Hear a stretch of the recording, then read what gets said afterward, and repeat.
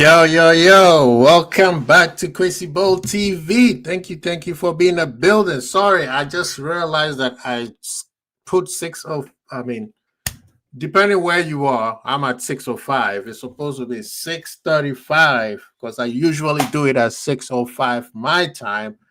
I really apologize. I was doing it 30 minutes later than what I usually do it. All my community who's been waiting, my bad. Big up to Anfield Irishman. Thank you for being there. Yeah, sorry, my people. Sorry, my people. What was I thinking? Um, where? Why is it not showing on X right now? Let's see. Oh, it says I'm live, but I can't see it. Okay. Big up to all of you guys in the building. Let's get this show started. You guys know what the deal is. We just gonna be talking about, we'll talk a little bit about what happened on Wednesday. Of course, Liverpool played Atletico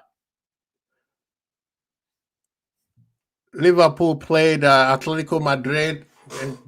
Enjoy the match. It was chaotic. It was everything that Anfield, European under the lights brought into it. Happy to see Isak playing the game.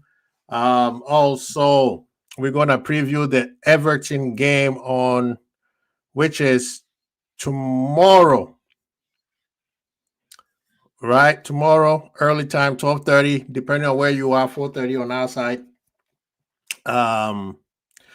Yeah, so match, a lot to talk about, a lot of people talking about Liverpool again. People, leave us alone. Either you support or you don't. This is what it is. You know what I mean? It is what it is. We are Liverpool. Either you are supporting or you hating. And we know how we got more haters than supporters. But it's okay. I hear people talking about LFC fans should put pressure on themselves, should put pressure on the team, put pressure on the team. I'm like, what is pressure? What is pressure when you're a Liverpool fan? Do you know what the badge represents? If you are looking, let me see. On top of the background here, the logo over the LFC, do you know how much that weight is? You guys just think that, players put it on their chest or when they wear the uniform, it doesn't have weight on it? You think everybody or anybody can be a Liverpool player or anybody can be a Liverpool fan? I know we have bandwagons and we have LFC, what do you call it, player FCs. We have a lot of those. That does not mean that anybody who's associated with Liverpool does not have pressure. Every season we won the quad. So when people are saying, are you going to win the treble? Are you going to win a double? What do you consider a failure? Brother, every season we're going for a quad. So what do you think happens when we don't win a quad? What club says that I want a quad from day one? None of you guys. So don't tell us what pressure. That's the most annoying, asinine comment I always hear, that fans want to put pressure on Liverpool. Who the hell do you think you is? You know what I mean? Anyway, let me see. Say, hey, bro, to pop on. Okay, let me send the thing on there. Yes. Yeah. So I just want to say something off my chest. All these rival fans, they act like, oh, we support Liverpool. We like what Liverpool's doing. You guys are spending money, blah blah blah. But we know you hating. You know you hating. Anyway, let's get the show on the road. Let's talk about Wednesday. Wednesday, it was exactly what Anfield under the light is, right? Entertaining, exciting. The fans are all apt for it. We are all excited that we saw Isak for the first time, and the manager was very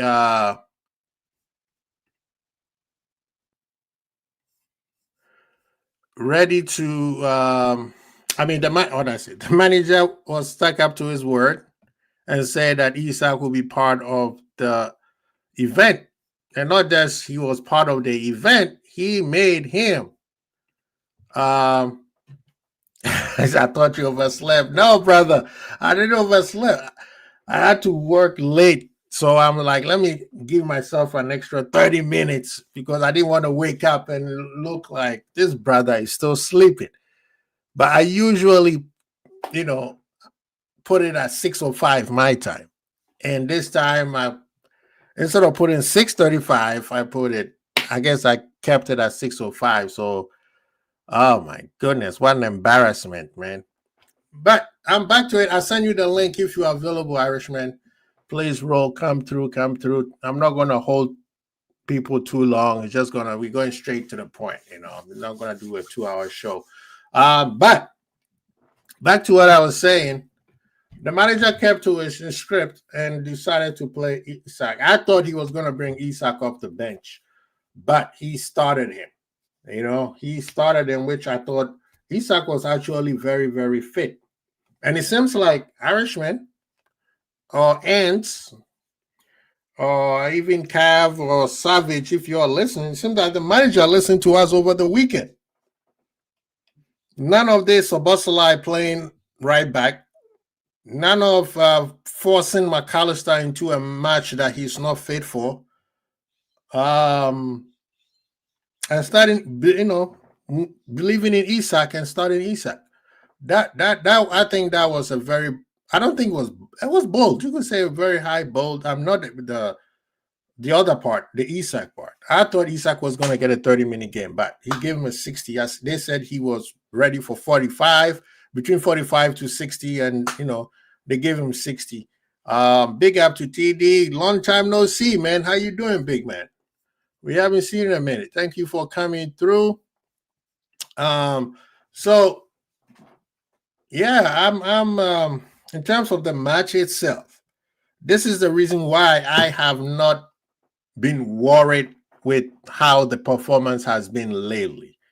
You know what I mean? Big up yourself, man. Thank you. I'm doing well. I'm doing well. I hope you are doing well too, brother. Said the derby could be postponed because of bad already again. Okay, that's crazy. I don't think they're gonna postpone it.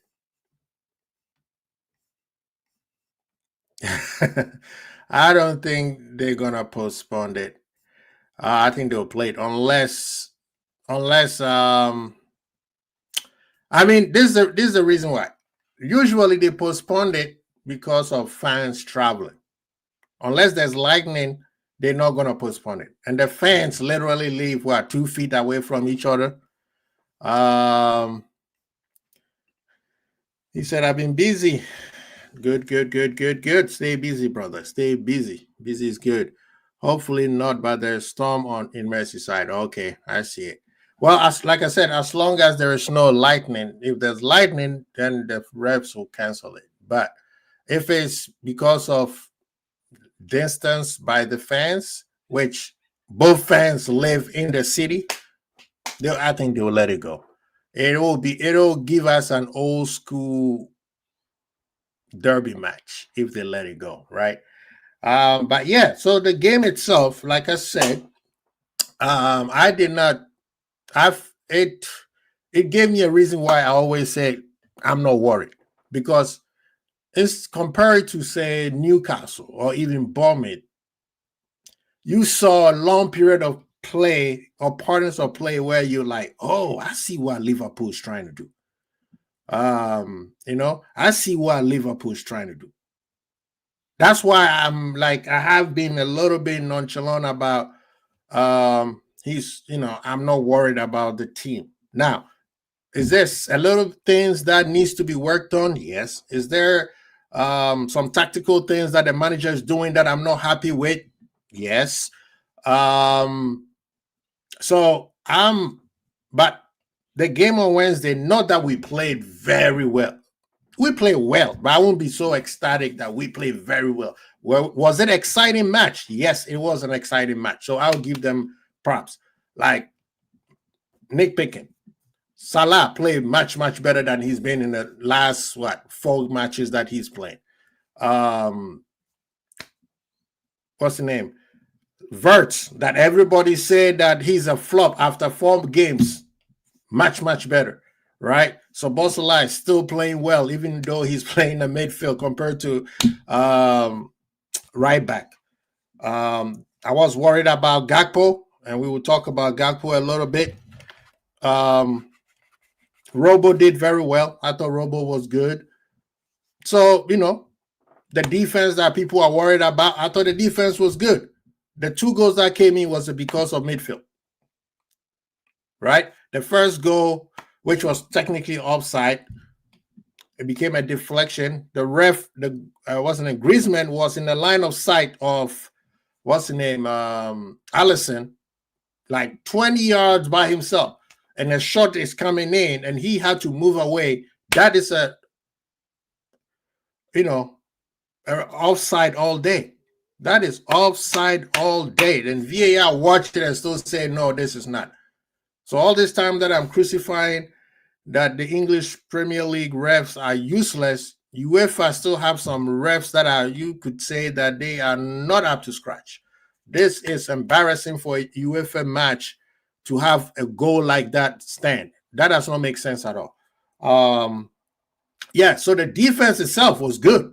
They played very well, but there was, like I said, moment in time of the game where I don't know where they got bored or lack of judgment and they fell asleep. One of them, I think it was Szoboszlai and Gravenberch, where Szoboszlai is pointing, but there was lack of communication between him or whoever was close to him, right? Why are you pointing? One of you guys need to take the man and eventually take care of the problem. I will show you guys what I'm talking about.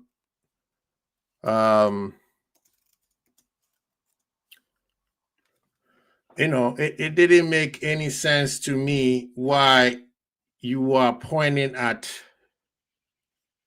something that one of you guys should have taken responsibility for, right? Why are you pointing where one of you, the player, and you see why I said I'm not worried about the defense. I think the defenders should have taken place.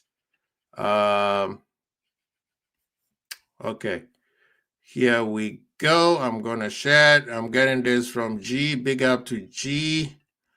Hope you're doing well, brethren. People, go to GTV and subscribe, man.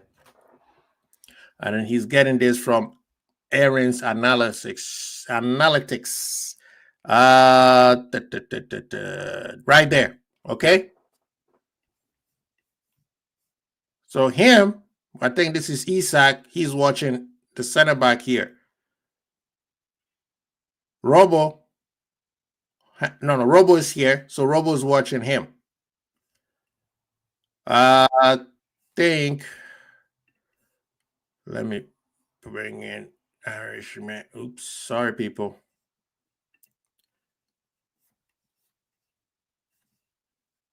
Big up, Irishman. How you doing, sir? Oh, very well, man. How are you? Good. I was doing something and I messed it up. Oh, here you go. So I'm talking about the game, right? People's like, oh, the defense. I don't think the defense was poor. I think it was the organization at one point, the defensive organization that was kind of lost its mind a little bit. And you have to give it to Atletico. They're a very good team that know how to pass. Yes, we make fun of them as a pack the bus team. But when it comes to it and when they want to score, they know how to move with the ball very, very well. They are very patient. Pressure don't get to that team. 2 goals after 6 minutes, some teams will fold, right? Many teams will fold. Big teams will fold. But Atletico, we've seen this before. So it wasn't anything that we could say the game was much said and done. So I'm looking at this, right? Now, this screen, who is this player right here? I think that's Verts. Okay, so Verts is closing him down. You see a little bit late. Okay, there, yeah. Yeah, a little bit late. So Bosley and Gravenberg right here are not communicating because two players are right behind him. Gravenberg, you don't need to step up. Right? You don't need to step up. That's Robo's job. Let Robo close this guy down. You need to be right here to cover for this guy. So Bosley needs to make sure he's behind him, not in front of him. That's why he's pointing, because he know he messed up. Why are you pointing? You don't. He doesn't even know there were two people here. He's assuming there's only one. That's where the goal came from. One pass, this person gets the ball, and they're already in, right? So that's what I'm saying. I don't think, this is the, yeah, that was the goal. So the mistake came from here. And if we want to follow the sequence, right here. So Bosley, you see him running in. Gravenberg. So Bosley and Gravenberg, again, not looking at here. Virgil should be communicating with these two, possibly. So people were very, very upset about, nothing. This was lack of communication between these three players. And if you want to blame anybody, blame the captain, because that's a sequence of play. He should have read the game and saw this guy and that guy and say, hey, what? Even though he is offside, he's not yet. Robo is okay. So I'm sure people are going to be like, well, Robo should be. No. Robo is okay, because if Robo goes over there, they're giving too many runners on his side and they'll get overload. And at this time, we are pressing. We are pushing it up. So Robo is okay. It's between these two and this guy. This guy should have read the game and say, hey, Soboslai, run with your man. Gravenberg, drop. If Gravenberg drops a little bit to where Virgil is, that goal does not happen. What do you think, Irishman? Oh, good. It's good analysis. Yeah. I mean, as TD was saying, it shouldn't have been ever allowed to stand at the end of it. Yeah, that was offside for facts. Yep. Yeah, that's true. I mean, no, I can't really add much more to what you're saying there. I mean, it's just instincts, I suppose. Yeah, Dom is kind of caught between two people there. Mm-hmm. And yeah, he's pointing. I'm not sure who he's pointing for. I mean, who he's telling to go somewhere. But Grav's kind of ball watching a little bit. Mm-hmm. Not really doing either or. Ibu's not really marking anybody there. Yeah, but I mean, yeah, no, I mean, you picked it. Yeah, like you said, I can't really disagree with anything you said there. You know? Mm-hmm. Yeah, so that's one of the things that I think. Yes, the game was entertaining, it's exciting, the fans was up to it, but we still have a lot of work to do, people. Were we more excited that we played in the last the 4 Premier League matches? Of course, much better, much more. And time of play, I think I would say bar the Arsenal game. The Arsenal game, I think we were solid. I would give us 6.5 across the board, right? Average it out, everybody from 0 to 90 plus whatever. I will give everybody 6.5 and above, right? Somebody might say 10. I mean 7. Cool. But I know what Liverpool next year is, so I don't want to start giving them high ranking, and then we're gonna see an incredible game, and you'll be like, "Whoa, what do you go from there?" No, today's match 6 for me, right? So, the Wednesday match 6 for me. Exciting, yes. Scored a lot of goals. Yet Isak, we saw a couple of 1-2 touches between Isak, Salah, and Vert. Exciting. We see when everything clicks, what could happen.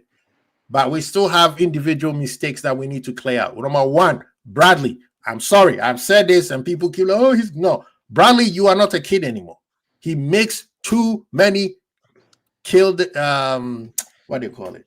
immature mistakes. Like, I don't know whether the occasion gets to him, and he gets his is not even like Kirker's. Kirker's is just trying too hard.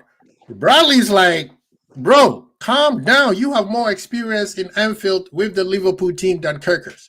Kirker's, we understand. He just showed up. The boy is trying to impress everybody. But I believe Bradley is playing way too immature. He makes too much mistakes. He dribbles when he doesn't need to dribble. Pass the ball, he doesn't pass. And that's just me. So Irishman, of course, will agree or disagree with me.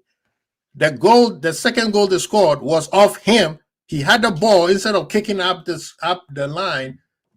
He turns back into the back in what should I say? Back into the sideline and try to dribble. He loses the ball. It goes to a throw in, and then that's all. That's the sequence that starts the second goal. You see what I mean? That's why I was telling people. I said every time he makes a mistake, it's costly, especially when he inverts and he goes all the way up front and lose the ball, and we get hit with a counter attack. It happened at Newcastle when he came on against Burnley. Same thing happened, right? Yesterday, as soon as the manager subbed Frimpong, I was like, they're going to score. And I know where the goal was going to come in from. Irishman, do you agree or disagree? It's fair. Immature mistakes, yeah, is that what you call it? Yeah. Trying to affect the game.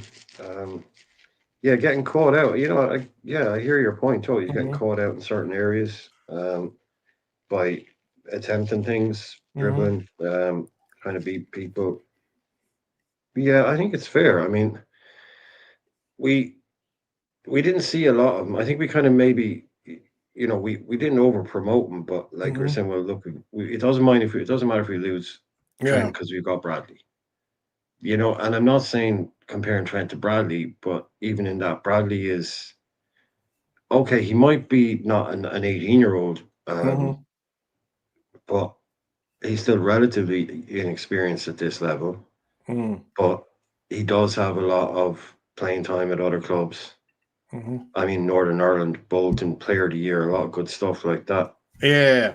So it'd be, there's a lot of concerns seem to be popping up. I mean, earlier in the season, it was about his injuries or about his fitness. And now I think the fullbacks are being asked to do a lot. And I kind of, when you said the point, you're saying like when he does make a mistake, he has that kind of habit of making them in dangerous areas and dangerous moments. And I suppose that's kind of the life of a fullback a little bit, isn't it? Especially what they are asked to do. They're asked to do an awful lot, So I think he's still got that ability to be a top-class defender, I think. But were we kind of over promoting him a little bit in our minds? When I think so. We've got Bradley. Bradley's going to be 10 years fullback. That was all the people who were hurt of Trent leaving, so they kind of like accelerated Bradley. But big up to Luke Chapman. He's a Nottingham Town fan. Big up yourself. Thank you for being in the building, man. We appreciate all fans who come in, small, big, medium size. Thank you for coming in. I appreciate people. Hit the like button, subscribe if you haven't, and please don't forget, Anfield Irishman is in the building. Go to his channel and subscribe also. Thank you so very much. Please continue. Well, you've got top quality in Frimpong. The worries about Frimpong are the same, though. I think we're going to have this all season. I don't expect it to change. I think both of them are new. Both of them are raw. Not raw. Both of them are adventurous players. Exactly. Whereas Bradley, I think, can be, point. But Bradley can be told just sit in and do this. But Frimpong wants to go. Yeah, man, it's there's so many new moving parts in this team now, and it's kind of we've got a problem here, we've got a little bit of an issue there. Yeah, this hasn't quite clicked here, but the main, like Arne Slot said it today, I said it yesterday. When people are talking about can we keep winning like this, I was like, look, for me, the most important thing is if you have to keep going for 90-minute winners, then you're going to run out of steam. But you're going to run out of energy. That is energy. You can't rest. Right. You cannot rest then in games. And Slot will not want to be going 90 minutes to win games because he's already said in his press conference that that's going to affect your fitness later on Mm-hmm. if you have to keep it. So cutting out those little mistakes Mm-hmm. at 2-0 up, I mean, that's going to be keeping him awake. And I did like throwing away 2-0 leads now. It's 3 times. becoming, yeah, 3 times in what, 6 games? Mm-hmm. Uh, that as a manager, that would drive you mad, especially when you have a goalkeeper like Allison, you've got centre You know back what I there, and mean? the keeper and DVD. You've got Yeah. top players in there. But it's the point I made yesterday. It's exactly the point he made today. You cannot keep doing that because that's going to kill you legs wise. That's like running a marathon, or that's like running the whole game at a sprint. Mm-hmm. Um, so yeah, guys like Bradley, areas like that, just cutting out those. I mean, it's not impossible. It's not possible to cut out every little mistake, but Mm-hmm. it's it is what's going to keep hurting us. Is little things like that. So maybe if he needs some time on the bench, maybe if he needs some coaching, I don't know. Mm-hmm. I think that for Bradley, the adventure needs to slow down a little bit. They need to tell him, brother, we need to calculate how many times you're going to be taking these adventures. Frimpong, he's a wing back by trade, so that is in his DNA, right? Um, but see, with him, when he makes a mistakes, is part of his DNA. So when he makes a mistake, the ball goes out. So that gives everybody time to draw back, right? Then with his counterpart, what's his name? Bradley and even Kirkers is their mistakes is they don't know where to make the mistakes. There's places where you could make mistakes. You could be adventurous in certain areas and know if I make a mistake here, I'll be okay, right? It's like taking a professional foul because you see that everybody's out of position, so you get a yellow card for sacrifice yourself for the betterment of the team, so you catch a yellow card.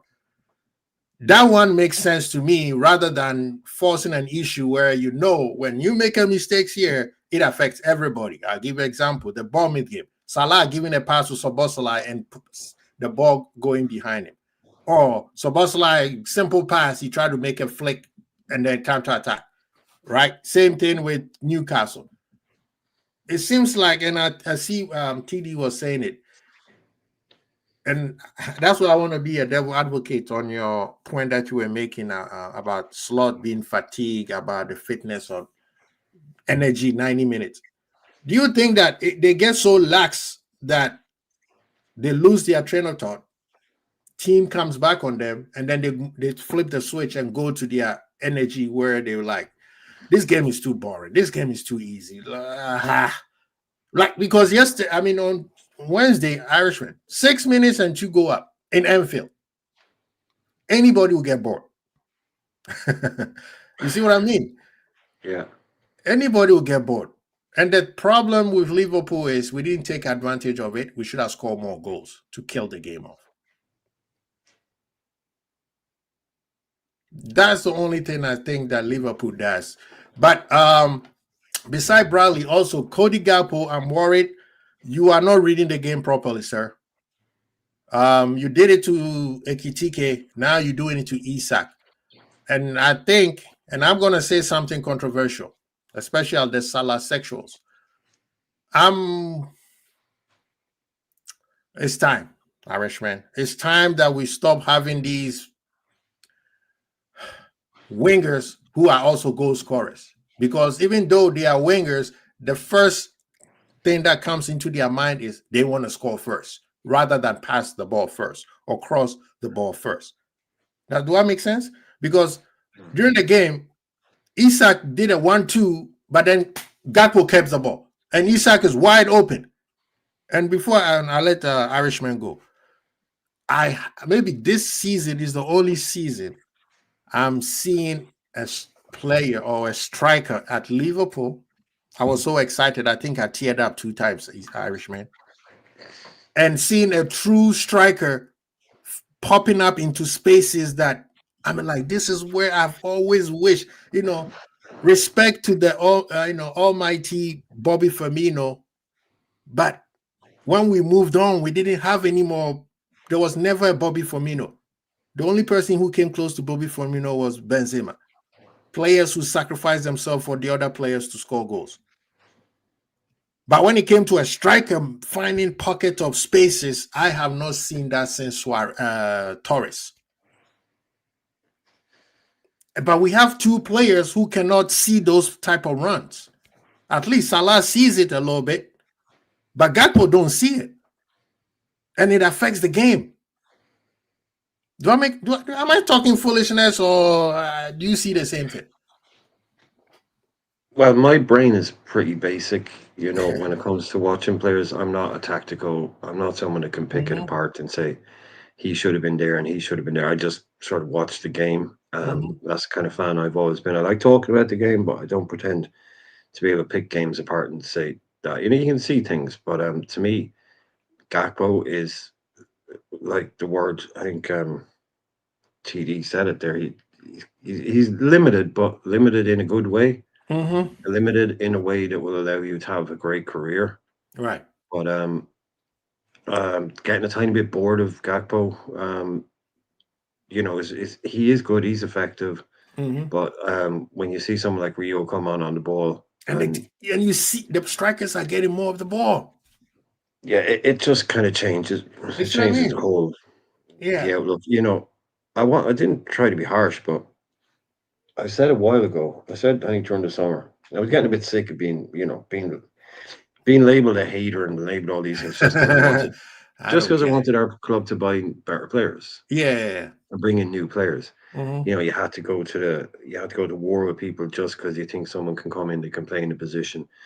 And I've been saying for a while that, I'm not mentioning everybody, but some of these players that aren't here anymore, that a lot of Liverpool fans, if we brought in, when it became clear that we were bringing in people like Wirtz and people like Isak, well, long before Isak, I said, there are fans of our club that have grown used to mediocrity. They've grown used to loading good, very, very good players, very, very good players. And because they play for Liverpool, looking at them and just seeing them have bang average games and just be kind of just good footballers and making them out to be world class players. And I said, there's going to be players come into this team that some fans are going to be looking at, and it's going to be like, oh, right, okay, that's how good you can be.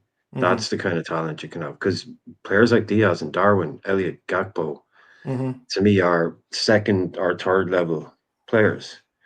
And if we bring in top tier players, then obviously those are the kind of guys that are going to lose out. Isak isn't going to lose out. Wirtz isn't going to lose out if we bring in a top attacker. If we were to bring in a Barcola or something like that, it'd be a Gakpo, And also, when you're in attack, and this is a pretty basic way as well, but that manager didn't buy him. He isn't overly invested, like they're Dutch and all that, cool, but he's not overly invested in, like, Gakpo was my guy, I brought him in.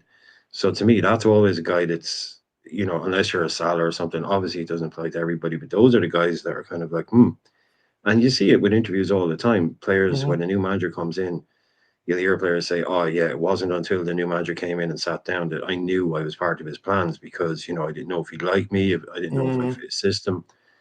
You've got all of that. So to me, Gakpo is someone that if he cuts in and shoots and it goes in, it's great. If it doesn't, he's dribbling better this season. His take-ons are better this season, but he's still, to me, he's good. He's okay, but I can see him being upgraded. Like I say, 26 now.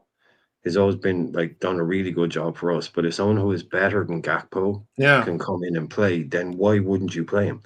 Why would you not start the best players that you can get onto the pitch? And if one has to take Gakpo's place, then that's just football, really.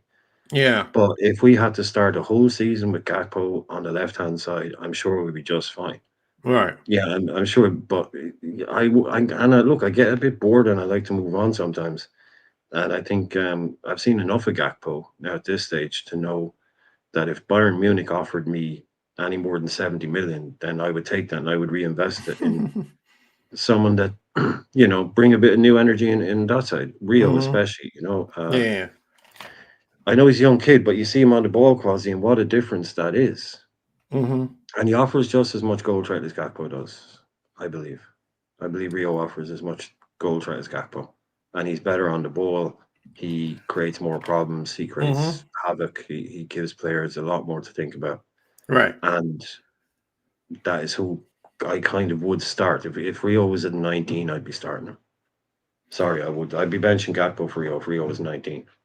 And I mean, you see, the thing with Gakpo, what Gakpo helps a lot is the defensive side of the game. He's very strong. He drops, he runs his socks off. Yeah. But the limitation is when he's not reading. It's like somebody who comes to a room and, I mean, you hear the term, bro, read the room. It's not about you anymore. And yes, Salah is also it does the same thing too. And maybe that's part of the transition where people are talking about Salah might move on next year and Olise might come in. I'm sorry. We need to bring players who are playing positions that they understand that it's not you scoring first, it's you passing the ball to this guy. Because we got two special strikers, right? One who's already is a finished article and one who's an up-and-coming one. Identical to each other. They find spaces and they are not getting the ball. And that is what it's kind of like, I'm watching that and it's frustrating, right? Like Isak a couple of times, and it was on Gakpo's side, and the same thing happened on Salah's side. He wanted a 1-2. Even the goal that Salah scored, the beautiful goal, the second goal, Isak was wide open. You know what I mean? He was wide open where it would have been a simple tap-in for him. Great goal from Salah. I mean, that's what Salah does. I mean, hey, who am I to challenge the Pharaoh, right? But just like last year when Nunes scored a banger and Mr. Slot was like, you know what? It was a great goal, but I'd rather have him hold the ball and wait for everybody to come in and pass the ball. The simplicity part of the game, right? That's what I'm saying. If we're going to have an Isak, we're going to have an Ekitike, we have to play to their strength, and people need to understand their role. The cool thing with Salah is he sees the pass and sometimes he let it go quick. Gakpo he's cut it in and everybody knows exactly what Gakpo is going to do. Everybody knows when Gakpo gets the ball where it's going. Just like when Rio came in, the defense was like, whoa, who's this kid? So with me, if I'm nitpicking on what happened on Wednesday, this is a few things that I'm going to talk about. That's the part where the manager needs to talk more about. And one thing that I give up to the manager, and like I say, he listens to our shows. All of them, the fullbacks were overlapping majority of the time rather than underlapping, right? Or inverting, which was a plus for me. They were alternating between inverting and overlapping. So that one, I think, is a better option than having them both inverting like they did against Burnley, even though it was exciting to see Bradley and Robo invert, but they get in the way of they get in the way of Salah, they get in the way of all the attackers because both of them are in the number 10 row. But against Atletico, you could see they were mostly on the outside, which I like it. There's only one at a time where you see, and I believe I know why, and that's because Szoboszlai was running his socks off. Right now, Szoboszlai is untouchable. As a matter of fact, when McAllister came on the bench, okay, hey, big up, J. Kismet. Oh, bad, bro. That's Brian is out. Yeah. When McAllister came in, I like what he brought into the game. He calmed the game down a little bit, right? I like that he got that little bit of time for him to be able to play the amount of minutes he played. That is what we want to see. So, McAllister is not fully fit yet. We should not force him to be starting the game and play 60-odd minutes. And the fact that he's not fit, somebody always trying to break him in half. But I like that substitution of McAllister coming in. Other than that, man, I didn't see too many bad things in the game besides my two concerns of Bradley. The wingers needs to understand that now they play for Ekitike and Isak. That's the part that I think the transition for the manager needs to be. And it's probably going to be a slow burn to that. I get it. But it needs to start happening now again. Salah and what's the name? Gakpo needs to understand we got true strikers here. And Ekitike, if we're gonna give you Salah's gonna give you a ball like that and you hit birds, we're gonna have a problem. You're gonna be sitting on the bench because you should have scored a goal. Salah, you too, you should have scored a goal. I don't know why you're hitting the pole. This game should have been 6-2 or 6-1. Verts, you played well, but you had 3 opportunities to score a goal. Either the game was too easy for them, I don't know. Jay Kisman, what do you think? We're talking about the game on Wednesday.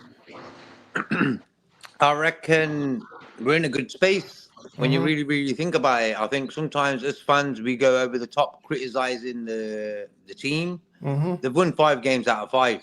The only sort of bad thing I would say, we're conceding goals. I don't like that. We went 2 games clean sheets back to back, and I thought, yeah, sorted against Atletico, another clean sheet, sound. I think we let in dodgy goals. That's the only. We let the same guy who scored 2 against us about 4 years ago get 2 goals against us again. You know, you just knew he's got beef with us for some reason. He don't like us. He's all scoring against us. But the bigger picture being, I reckon sound 5 out of 5. I was critical of Slot last season at the end where we didn't win any games. I thought we took our foot off the pedal, blah blah. But and Szoboszlai, those 2 guys I really had to go at. And I think this season, them 2 guys have stood up. I think Slot's done a sound job considering half of his squad's gone missing. There's no real space to moan about, really. I think Kanate, he sort of stepped up after I moaned about him for the first few games. There's no real space to moan because we've got a lot of games. And I think a lot of guys like McAllister, not 100%. But Szoboszlai stood up for him, you know what I mean, in that position. A lot of good things, 1 or 2 bad things. That's it. Just conceding silly goals. That's it. Yeah. You know? And I think Robertson coming in for Kirkez the other day sound as well. I think it's a good time to be a Liverpool fan. And Isaac's not even started yet. And I think Isaac and Wirtz, that was one point I liked. I think I had a vision back in the days when we were going to get Wirtz and Isaac was supposedly coming in. I said, them 2 are going to hit it off. Yeah. And I think we've seen in that game the other day, man, the way Wirtz is. I can't wait for Wirtz to really get going. It's going to be good. No, I big up to Mandem in the building. We got Cedric is in the house. Rasta Crab has come out. We know he's been hiding all this from the streets. We're going to catch you and Zuberi. And I know Zuberi is watching. We're going to catch all of you guys. Badro is in the house. Big up to all of you guys, man. Thank you for coming through. But yeah, I agree with you, Kevin. Like I said, at the beginning, I was like, the way we played on Wednesday is the reason why I haven't overreacted about, we're not playing well, because I see even those games that we didn't play well, there was pockets of plays that you were like, oh, okay. On Wednesday, you saw it for a long time, right? The problem is when they do those good things, they get bored. That's why they scored. Okay, let's say Robo's goal doesn't show up. But the amount of chances we created is so easy, even against a team of Simone's defense.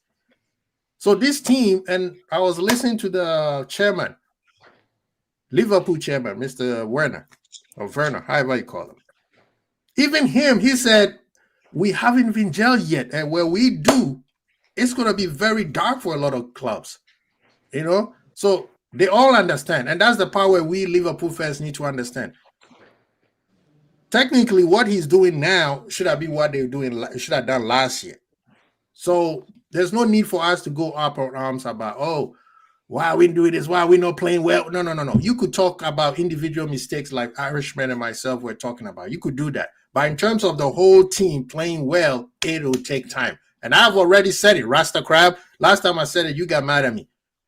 We might not even see the best of this team until next season.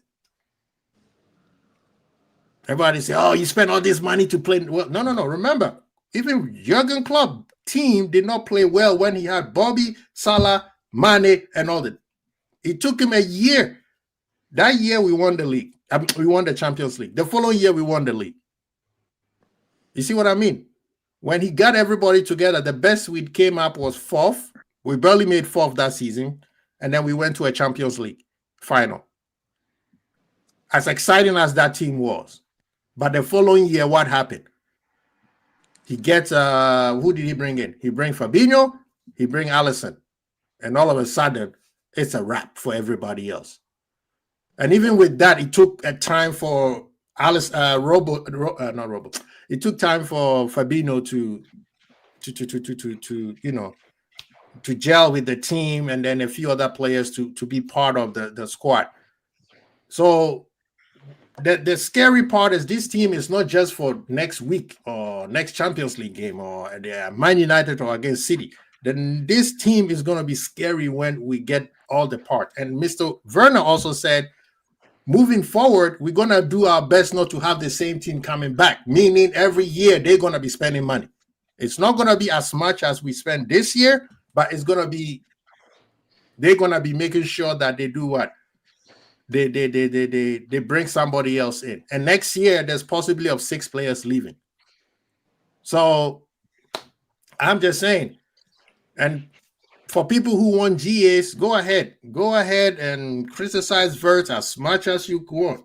Fine, that's how the game is. But it'll come a time where you're going to look stupid. Because football is not just GA. The players should not just bring GA. All right? But we move on. I think Liverpool are up and up. We're going to play Everton. Some people said it's very, very touch and go because of the big storm in Liverpool. But I think, hey, both rival and home fans live in the same city. They can walk to the stadium. They don't need to take a ride. So I think the match will still go on. But moving, the match on Saturday, which is tomorrow, early match, Irishman, what are you expecting, man? Who do you think is going to be starting? Who do you think is coming off the bench? What kind of tactics do you think the manager is going to be implementing? We know what the genius that is Mr. Moyes is going to do. He's going to park the bus, make him messy. He has, what's his name, Grealish. He has Beto. It's going to be a problem on Saturday. Tired. Could be some tired legs, man. He's had to rejig the normal training. Yeah. They would have been training this morning. They didn't train this morning. They're probably just finished training now. Train this afternoon instead. Like he was talking about Isak, saying Isak probably he's felt it more than he's ever felt it. Welcome to Liverpool. Yeah, that game after that. But yeah, to go basically Sunday, Wednesday, Saturday, you have to kind of rejig a little bit. So bloody 12:30 starts. Yeah, I'd be expecting a kind of a sluggish enough kind of start. Not an amazing game again. Everyone is fit, so I think there's absolutely no chance we start Isak again. So you probably switch it back up. You take Robbo out, you put Kirkes back in. I'd start Frimpong again. You can rejig the midfield a bit if you want. Yeah. But yeah, just mainly no Isak. Bring Ekitike back in. Okay. I don't think you see this thing with Robbo. I think you think Robbo's gonna play, or is it gonna be Isak? I see Isak. It's gonna be because I just don't think that's the only problem. That's the only issue for Robbo now is that if you ask Robbo, I know he didn't play, but he had to come on against Thingy at the weekend. Yeah. He had to come on against them. He had to play against Atletico. Does he play against Everton? I'm not sure. I think there'll be I think that'll be kind of rotation-y. So that Robbo win. Robbo was penciled in for the Champions League, I thought. Okay. And then that's why, but coming on early against Burnley. So does he have enough to do that? It could just be, start Kirkes, give Robbo half an hour, and then go back again the next Champions League game. Start Robbo, keep doing it like that. But Kirkes, he's the dives, the yellow cards haven't even taken off. He needs a proper performance. He needs to just put in a rock solid performance. Yeah, no mistakes. But he does seem to get caught up in the intensity a little bit. And if when this Merseyside derby does eventually wake up, it might take half an hour to wake up. we know what it's like. JK, I'll tell you, these Merseyside derbies, there can be absolutely nothing happening for half an hour, and then one tackle goes in, and it's a or wrap. one incident, and then boom, it's off. It kicks off. It just, Now, Irishman, with that statement you made, but that's what I'm saying. I just don't want him getting caught up in that. If it is an emotional, tense game, I don't want Kirkes doing the Kirkes stuff again by getting drawn into, getting too wrapped up in all that. To the I'm going to smash some everything, lads. Yeah. But this is what I was going to say, Irishman. Then, do you agree with what Rasta Krav is saying? I think Bradley's better handling Grealish. Talking about a crashing tackle. Knowing how Bradley also is, people don't know it. He does exactly what's the name? Kirkers be doing. I said that everybody think Bradley is still 18 years old, but he's not. So do you start Frimpong or you start Bradley with the exact same, point that you made there? If Frimpong is fit, I think I'll start him because it's at home. I don't think Grealish did nothing in the last game. He's playing well in the sunshine. Came in with 4 assists. Yeah, but got player of the month, and then obviously did nothing in his next game. So yeah, Grealish is a good player, but he hasn't turned back into prime Ronaldinho all of a sudden. So I think us as a team, I don't think it's just that one-on-one battle. We can't do that because he'll lose that one-on-one battle. We defend as a team. You stopped him getting the ball to Grealish. I'd maybe back Frimpong's attacking to kind of outweigh Grealish and all of that. We're the home team, so I'd try and go for it a little bit more. I don't. It's a battle, yeah. It's a one-on-one, but I don't think the whole game should hinge on who defends better against Grealish. Right. Defend as a team, Yeah. So, Jake Kisbet, Bradley or Frimpong? I'm going Frimpong. You going Frimpong? Yeah. I think Frimpong too, because Rasta Crab, I don't want to start with Bradley, that narrative, because that's what the Liverpool fans, we tend to do with rival fans. We try to agree on a narrative. Frimpong is a very good defender, and on Wednesday, he defended very well. I don't see at one point where he got smoked by any of the attackers. Bradley, because Bradley, he slides a lot, which is something that Liverpool defense usually don't do. That does not make him a better defender. They're both good defenders. Frimpong is a much better attacker in terms of overlapping, and that's because he's a wing back by trade. So he going forward, he knows the places where he can pick when he's going forward and when he's not. Bradley, if you want to say, okay, the profile of a fullback he's more of the traditional stay back first before bombing forward. I get you that, but Bradley also do very well when he goes up front. His mistakes is he get caught up in the wrong time at the wrong place, or the wrong place at the wrong time, and is a counterattack on Liverpool. That's the only thing that I'll say. I think they're both very, very solid defenders. But in this match, I'm kind of leaning with Jay Kismet, Frimpong for me, because he's more calmer, and we would need somebody to be calm. If we're gonna have Kirkers, we can't have Kirkers and Bradley. Oh no! We can't have Kirkers and Bradley. These are two hotheads. Am I saying too much? I don't think Bradley's a hothead. Have you seen him when he's trying to tackle people? But I like that bit of fire in him, I think what it is with football, a game like Kirkes against Arsenal was probably my man of the match. I think, he landed. And you know what? I think Kirkes, you can play Kirkes and bring on Robertson. It don't really matter. It's the fire, how would they dictate that fire? Kirkes he's a very sort of fire-ish sort of defender, and I like that in him. And I think all it is, a big game like against Arsenal, I think Kirkes was real good. I thought that was his best game he's had all season. I'm ready to play him again. Robertson sound, why not? But with them two sort of taking it in turns is a good thing. Yeah. Which is a good thing. So you could take your pick now. They're both ready to play. And it's good to see Bradley and Frimpong ready to play now. Yeah. Both fit. So it's all good. Well, everybody's agreeing with me saying that he's not a hothead, but I'm sorry. Oh. This person, Mbappe, still have PTSD over Bradley, man.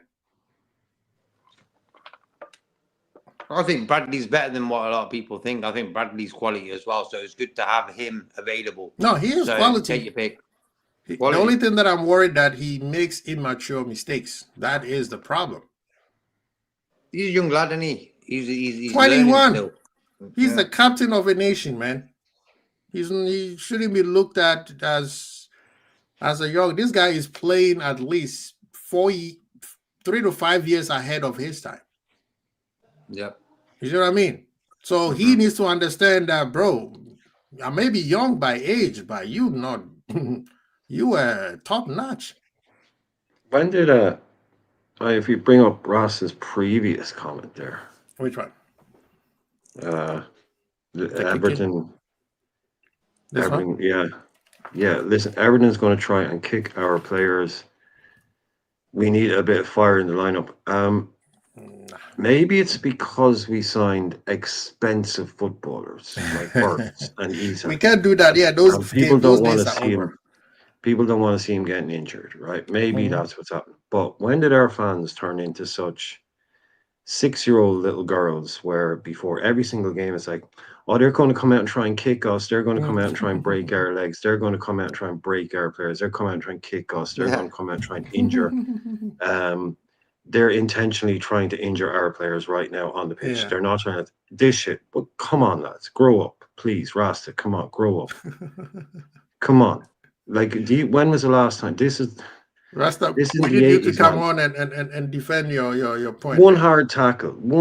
Yeah, look, players get kicked in games by people are going out acting like there's a bunch of guys out there with iron bars and hammers just ready to. They have no interest in playing football. They just want to injure our players. That's the thing that keeps going. I think it's absolute nonsense. The football is still a contact sport, right? You are going to have bad tackles in games, but this idea they're going out there trying to kick our players, it's kick them back. Kick them back. Exactly. That's what I say. Yeah, man. You know what I mean? Come on, like this is our picking out little things. Yeah, you watch every single game up and down England, and show me a game doesn't have bad tackles in it. At least 2 bad tackles in every single game. You know, I just think we need to stop using it as an excuse before games have even started. Yeah. If some guy goes out there and like, do you think anybody wants to go out before a game starts and wants to walk off the pitch knowing that they're going to be the guy in the paper that John Smith puts Wirtz out for 9 months, John Smith breaks Isak's leg? Think they want to be that guy? No. You gotta be threatening for rest. But yeah, no, I get the Irishman's point, and I get Rasta point. It seems like a lot of times teams are very rough with our players. We've seen McAllister; he almost got his ankle broken in just last week. He's smashed into us. But look, Quasi, is this night? It's not the 1980s anymore. Football is nowhere near as bad as it used to be when it comes to that kind of stuff. No, It's I agree. nowhere near as bad as it used. But you know, the only thing pushback I have with that point, Irishman, is that you got referees like who has a video that they can review and still let that kind of play go in. That Burnley tackle should have been a red card. Yeah. You see what I mean? Like what Ross is saying, Ross is saying, look, I'm saying you'll get one guy in a game that might look red mist and he'll do. What I'm saying is they're not all sitting there in the dressing room beforehand saying, right, I'm going to go out and take him. I'm going to kick it. I'm going to do him in the ankle. I'm going to do him in the knees. I'm going to do him in the whatever. Right. That's what I'm saying. They're not all sitting there in the dressing room formulating a plan to go out and try and injure Liverpool players. Yes, bad tackles happen. I'm not saying they don't. I'm not being naive. What I'm saying is they don't all sit around and say, right, let's not even try and play football. Let's just try and injure the other players. Yeah, I get that part. There's no. I don't see it like that. Yeah, I get your point on that one. Maybe I am naive. Unless it's the Everton defender. What's his name?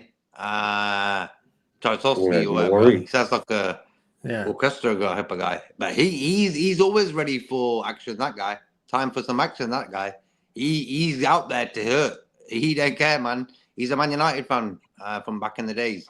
So his main thing is, I'm getting stuck in. He did it last season. Remember, was it McAllister? He got done from him. No, I mean the thing is, the part where I agree with Rasta is their player said, "I'm going to leave something on you. I'll get a yellow card for leaving maybe 2 starts on your foot." Right? That part, I know people do that on purpose. They're not going to say, "I'm going to break your leg." No, they go in. That's what I'm saying. They go in for a hard tackle, and sometimes the consequence of the hard tackle is somebody gets injured. Now, we have stories of even Roy Keane said, "I purposely broke that person's leg." Well, at one time he went in on Haaland because Haaland had said something to him. Yeah, but that one time. Is what I mean? He had there's a story where I think I forgot who the player was. His leg almost got amputated. Haaland. Yeah. No, he didn't almost have to get his leg. That was Haaland's dad. Haaland's dad. Yeah. Haaland's dad did Roy Keane's ACL in a tackle, right? Mm-hmm. And stood over Roy Keane, screaming at him to get up, tell him stop faking it, get up. And Keane's ACL was done, right? And Keane is there on the ground going, if I could get up, I'd knock the F out of you because you've just like. And so Keane just said, yeah, next time he came up against him, he said, he went in on his knee. He said, and then he stood over him. He said, don't ever stand over me talking about faking injuries. That's when you see him, Roy Keane standing over Haaland pointing at him. Yeah. But you're talking about like, that's why that's a tit for tat. That's what I'm saying. That's tit for tat. I'm pretty sure it doesn't happen every. Yeah, but I'm saying that there's Haaland, a middle ground. There's a middle ground. I'm not saying it never happens. Yeah, not as Haaland did it just to, trying to play roughhousing him, and he hurt him. So Roy Keane said, "Okay, if I get out next time, I'll wait." And Roy Keane went in there and said, "I'm gonna break this guy." That was his intention. And he said it was wrong. Yeah, he said it was wrong. Yeah, I mean, there was also De Jong. Is it De Jong, the Netherlands player who used to play for City? On Alonso.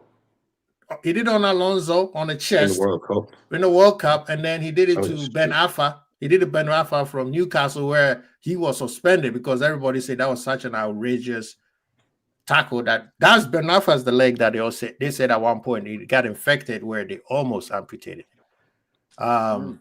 But recently, what's the name? The Brazilian player, the Afro, the fullback, is it Marcelo? He broke somebody's leg, which he was dribbling and he needed his pivot leg. He was standing on his left foot and his pivot leg stepped on somebody's shin and broke it in two. That one is an accident, right? The fact you saw his reaction based on that. And you can say, oh, he faked it. No, that reaction is not a fake. But I understand sometimes there's roughhousing that could potentially come into injury. And I think that's what Rasta is saying. And I also agree with what Brian is saying, that nobody goes in. I would say 99% of the players don't go in and say, I'm going to go hurt somebody. There are some people who go in and say, I'm going to leave a few starts on you. But so the lineup, who do you guys leave in the midfield? Who do you guys take out? I think Szoboszlai stays. I go with that. What you have there, that's fine. That's fine. Yeah. And I think we might need Curtis if the game is going too crazy. Vert stays, Salah stays, Gakpo stays, and Ekitike starts for me. Any objections with that? No. I don't know. I might even try Ekitike on the left, put Gakpo on the bench, and put Isaac up top. I thought about that. But the manager said Isak said he's never played a game this hard before. Yeah, he's feeling it. He's feeling it. So they gotta see if he, how he has recovered. Yesterday they just did recovery. They didn't train, right? And then they did today is their first training session. So like Irishman said, tomorrow is not gonna be a beautiful game. It's gonna be very boring. Rasta said play Chiesa. Where do you put Chiesa, Rasta? I mean, I think that's a shout. Where do you put? Through the middle, maybe. Through the middle and play Ekitike off the left. I don't know. I wouldn't be starting, You will start him I or don't- you bring him off the No, bench? I wouldn't start Isaac. I don't think he's fit. No, Chiesa. I'll play him on the left. And I know, yeah. And just instead of Gakpo, he's saying play him off the left. He's never played off the left for us, has he? Mm-mm. I'd That means rather start Rio. If you're dropping Gakpo and you were only doing it like just to bring in someone just to replace Gakpo, I'd rather start Rio. Because I think the manager will want to be on the front foot by controlling the game, knowing that Everton is started again. Okay, he's never started a Premier League game for us on the left. He's barely started a game for us ever. If you're talking about in-game stuff, you're talking about putting a lineup together for Liverpool with Keys off the left. I can't remember that ever happened, unless it was in that cup game and that's where he played. And I think the way he's been playing tells me he's fit enough to start a game.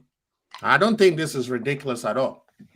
Because I'd play Rio if you're doing that. If you're doing that, I'd play Rio. I'm greedy. You will start Rio for a derby? I mean, I would love to start Rio for. No. If you're going to start Chiesa to drop Gakpo, if you're dropping Gakpo, then I'd rather play Rio than play Chiesa. Kismet, what are you saying though? Nah, I wouldn't start Rio. But Gakpo, I don't know. Hasn't been great this season for me. And look, Chiesa wasn't involved in the European game the other night, so he's not in the squad. Yeah, he's not. Yeah. So he's not really involved. So it's a nice sort of headache to have for Slot. You know, he's got a lot of options now. I'm not sure about Chiesa starting. If Slot would allow that, that's the thing. No, Chiesa's I think the thing is, I think Gakpo needs to rest. He's playing 5 games straight started. Actually 6 if you count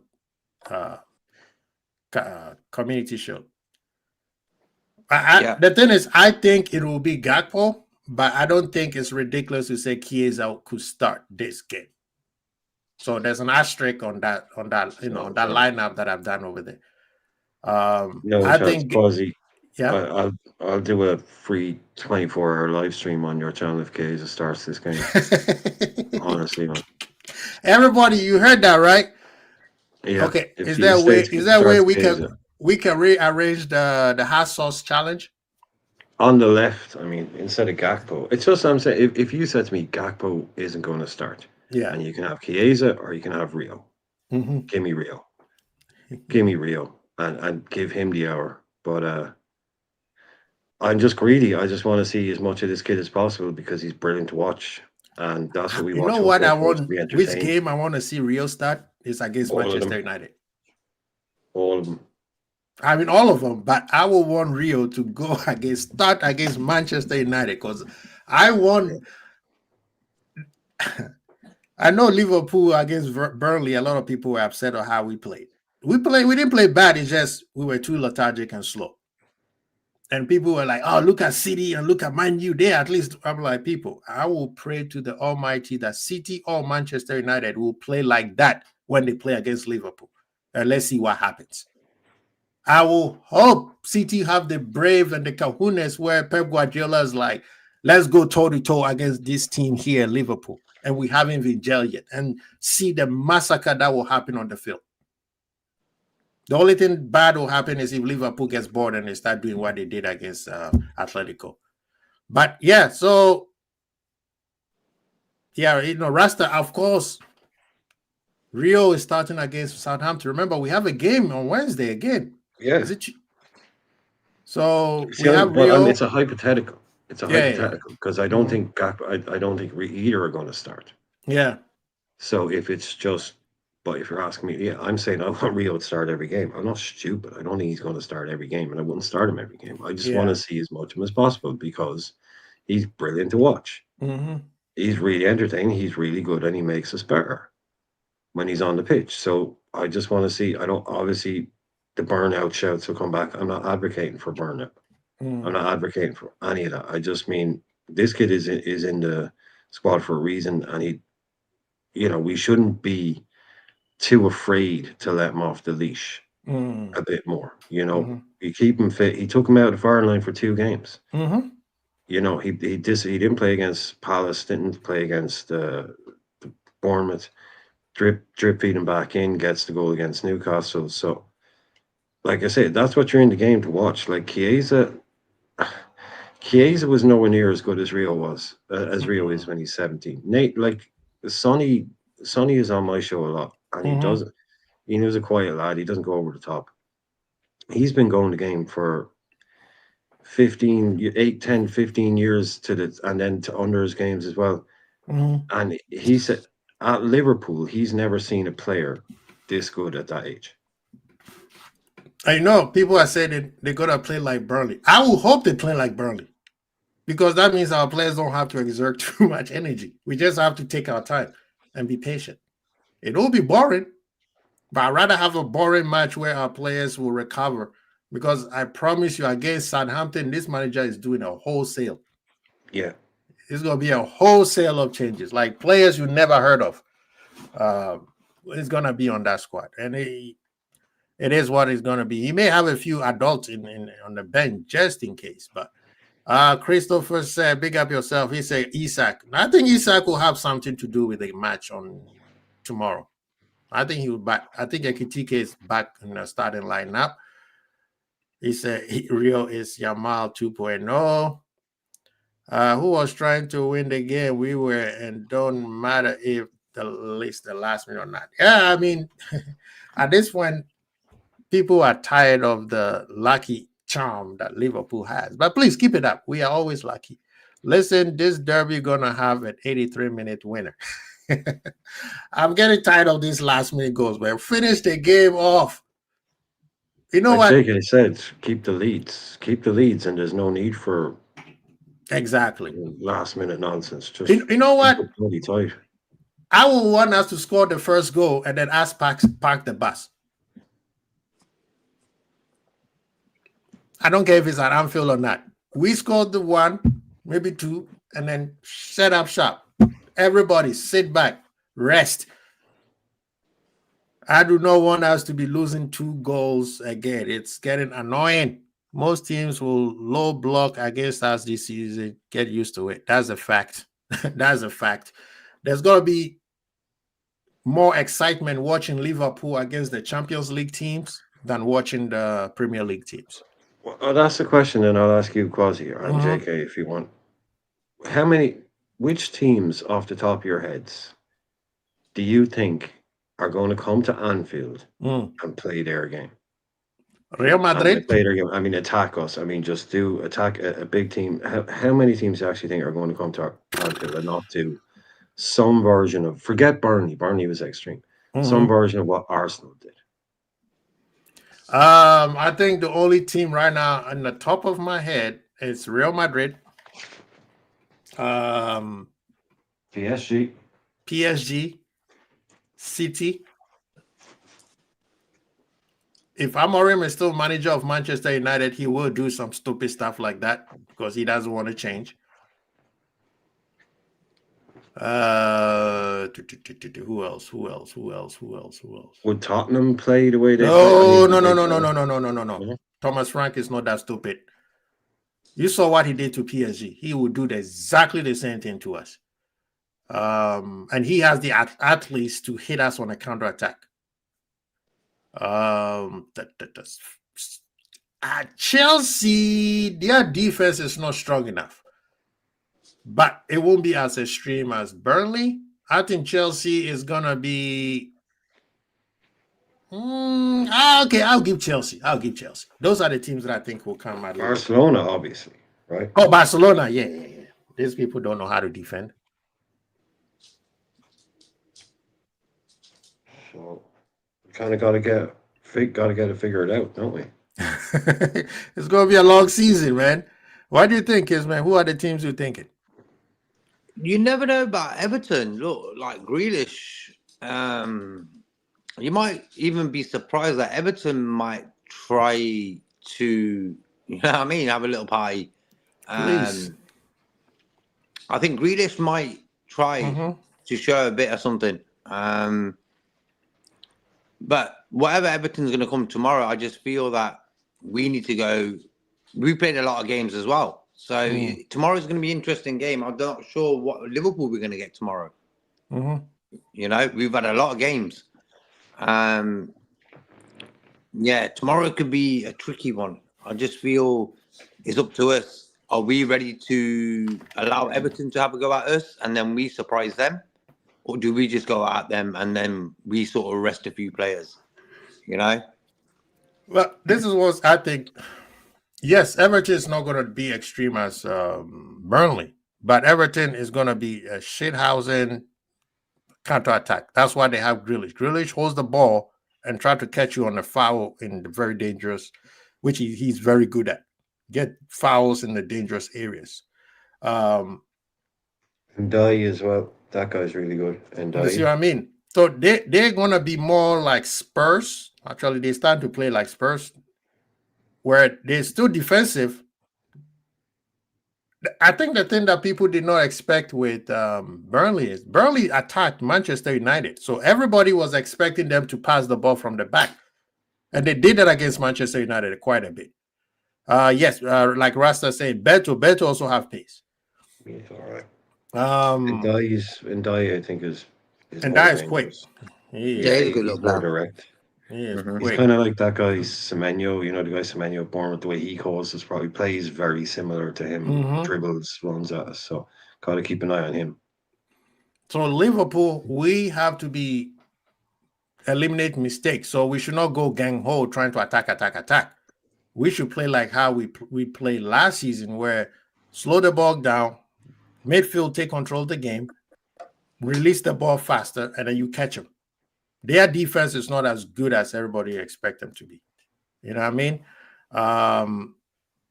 So big up to Uncle Albert. He said he's back into the States. Welcome back.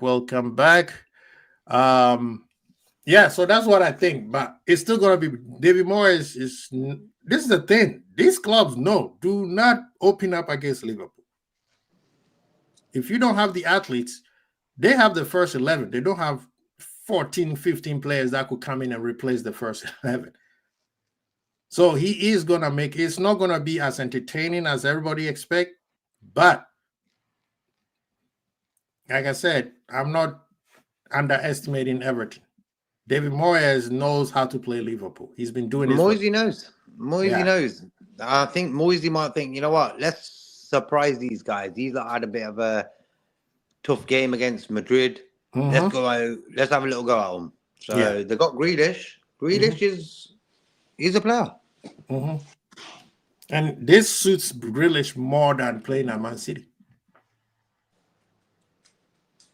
Yeah. That's what I'm thinking. Yeah, so I think it's going to be it's going to be entertaining. I want to see how it goes.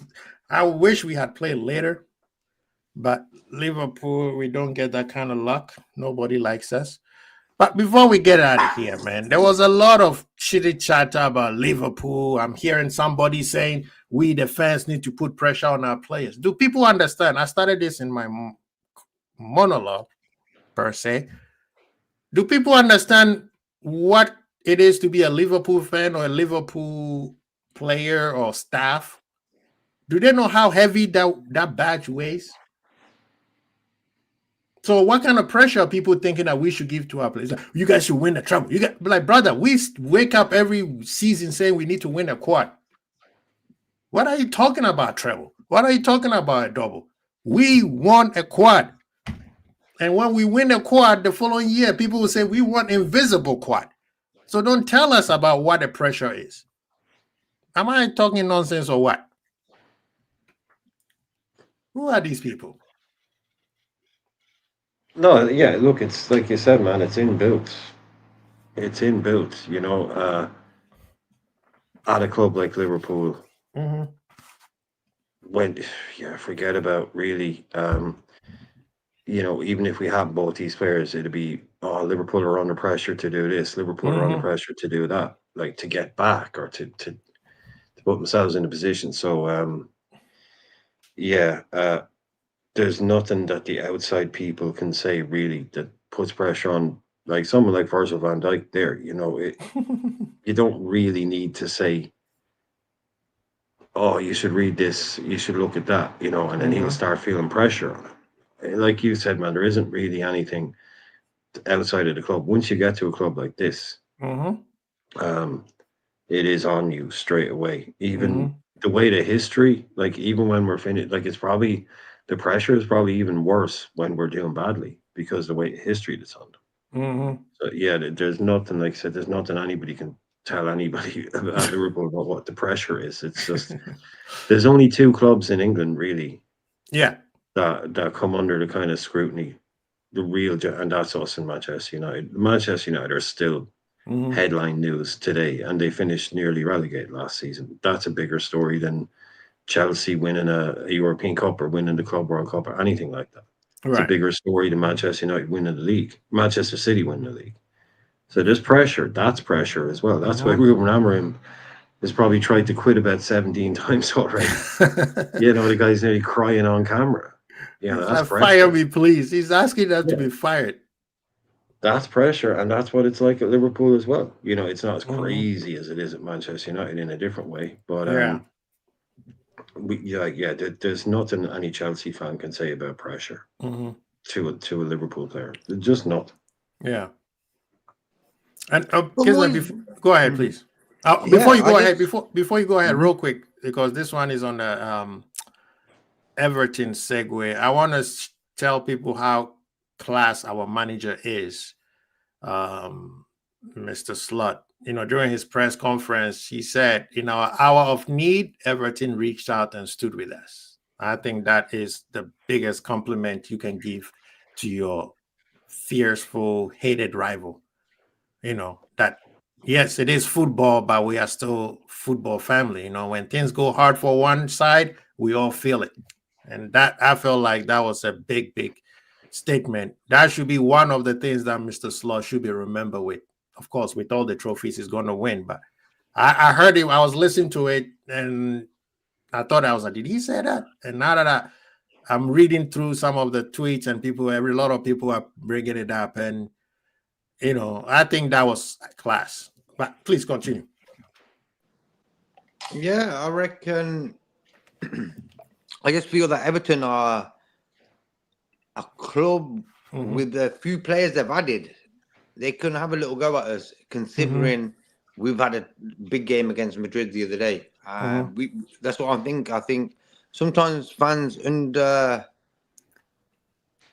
predict Everton. Everton are it's a different Everton this season. I just feel that with the new stadium, they've got Grealish in, and they've got that lad up top, and even Beto looks better.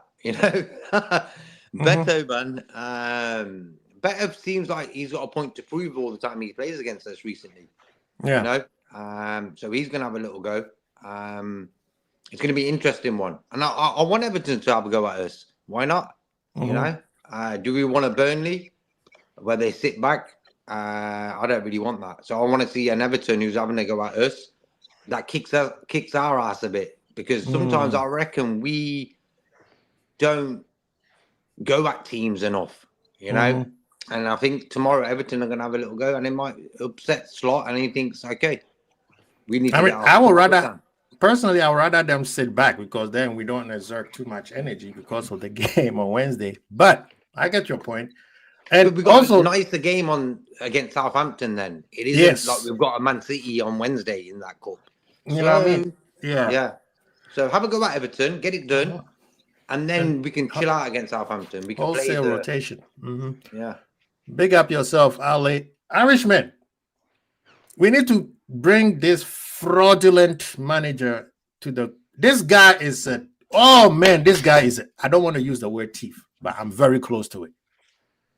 Simone is a fraud.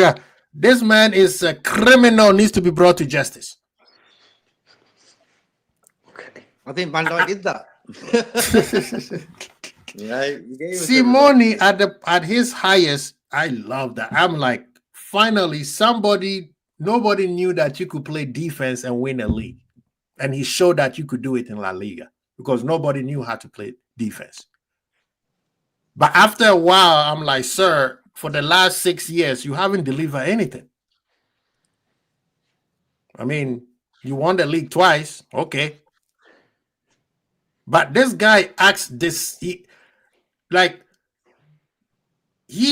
oh my God, he annoys the living daylight out of me.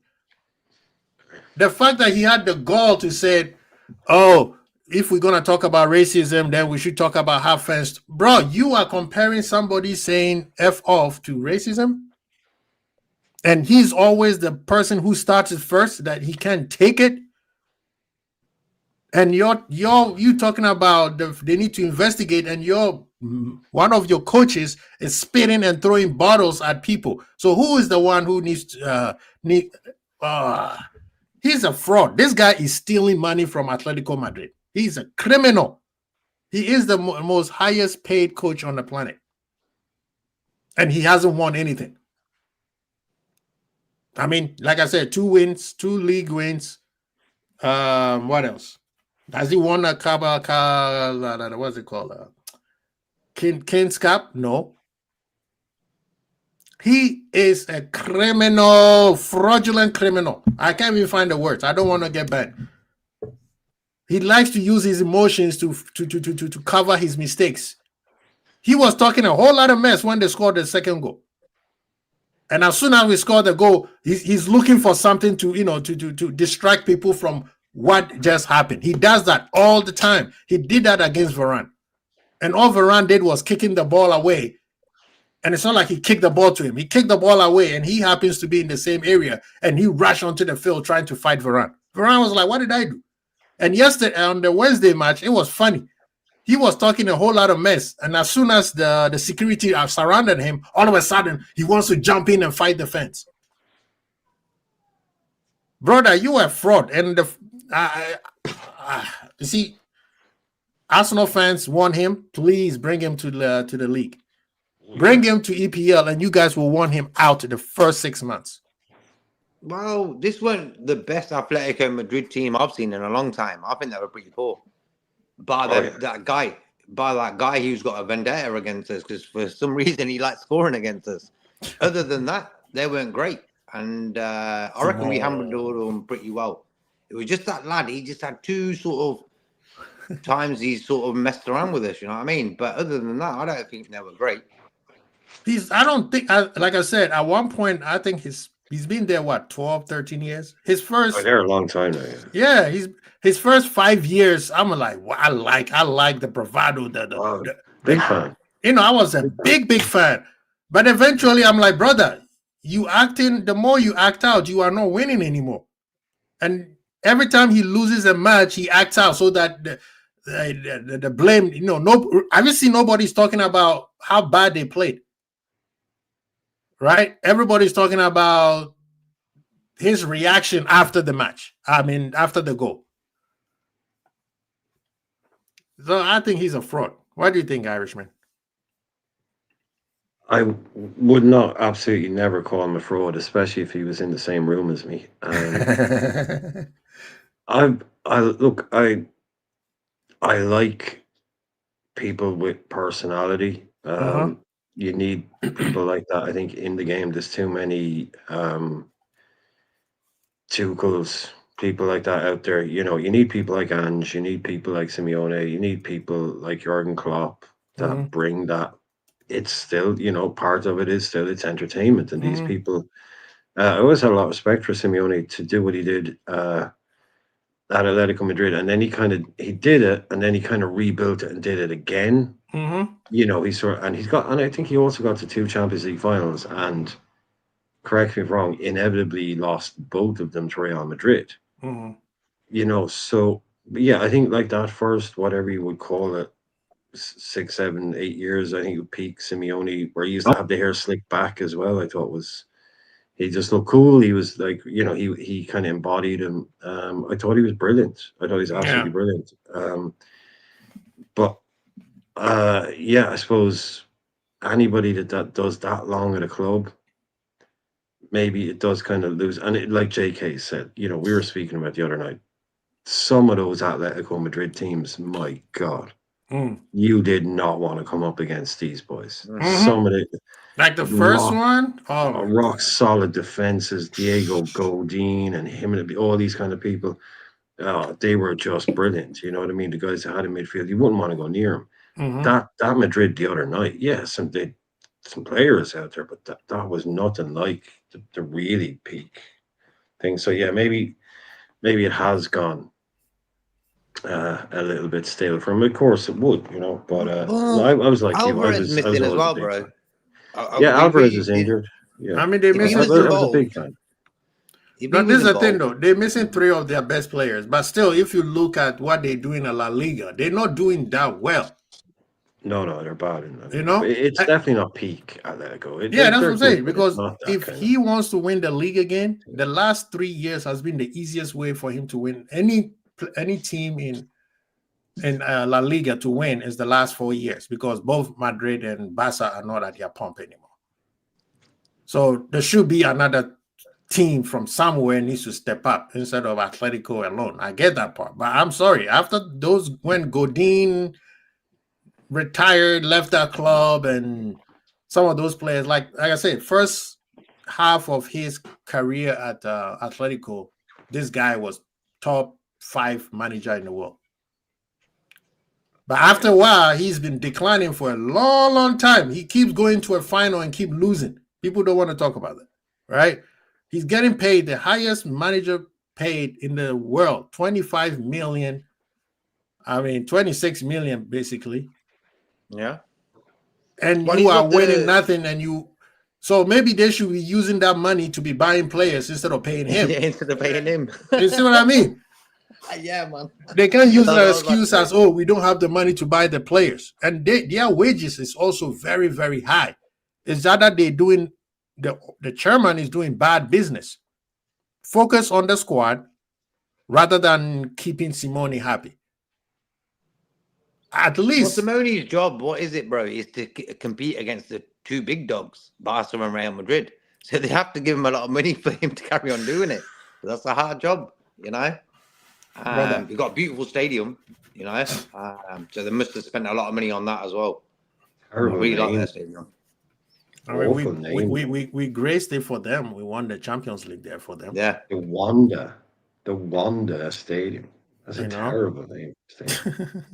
At least there's also another manager. Rasta crap. There's also another manager by the name of Conte, who is also the same. At least he goes to places and win trophies. As much as Conte annoys the living day out of me, like he is one of the Conte annoys me. But one thing I could never take away from him is Conte will win. If you give him what he needs, he will win. He done it to Juve, he done it to Inter, he done it to Napoli, now came to Chelsea and did it. Of course, the only place he couldn't do it is at where? Tottenham. You know what I mean? But Nante, say something, man. Say something. Why are you acting shy? Bless up, Nante. You know what I mean? No, all good, Cosy, my fellow Ghanaian. No, I'm letting you guys cook with the Simone thing. It's interesting now. What I'm gonna say is, I mean, I'm sure you guys already discussed it. I mean, apparently it was a fantastic performance the other day. It was so brilliant. It was unbelievable, apparently. No, we come on. You talking to football people here. It wasn't. Come on. Thank you. It was better. It was better than what we've seen. It was more exciting, more than what we've seen in the last 4 or 5 games. But it wasn't. Liverpool did not. Yeah, Liverpool played well in moments, which that's why I said I'm not worried about Liverpool, because when they jail, it's gonna be scary for the other one. But in total, it will. In total, nah. Come on. It was good game for us to watch.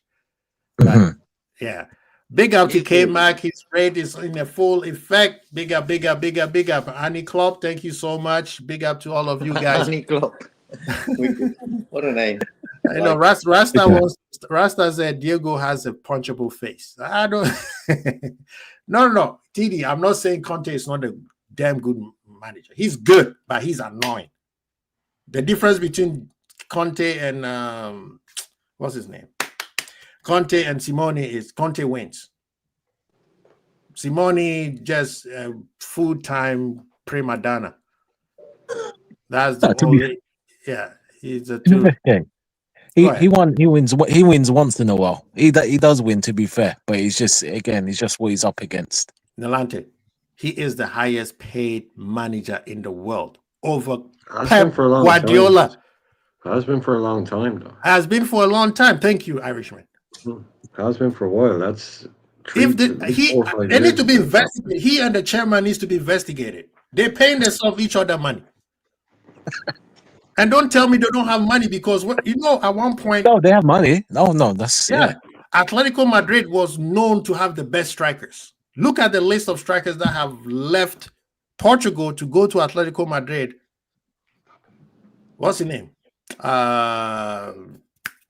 Diego Costa, Aguero, Falcao, Independiente. Forlan. Yeah. Went via Villarreal, I think, to Atletico. The Portuguese guy Jackson, not Portuguese, the Colombian guy Jackson, that Liverpool wanted so bad. Liverpool fans. Jackson Martinez. Yeah. Jackson Martinez. Yeah. You know what I mean? This guy has had China. Even the Griezmann. I mean, they've had Aguero. I mean, going back before Aguero, but yeah, they say going back to Torres. Who could forget? Who could forget that? Diego Costa, Forlan, Aguero. Felix. There for a while. They've always had someone. Then Alvarez comes in, and they've always had players. The guy I'm forgetting about that was there most recently. Yeah. Oh, they sold him for big money as well. Can't remember the guy that's got, Oh, remember? They had David Villa. Yeah. Won the championship. David Villa. They sent him to yeah. And they had the Baita as well. The Baita was on there as well.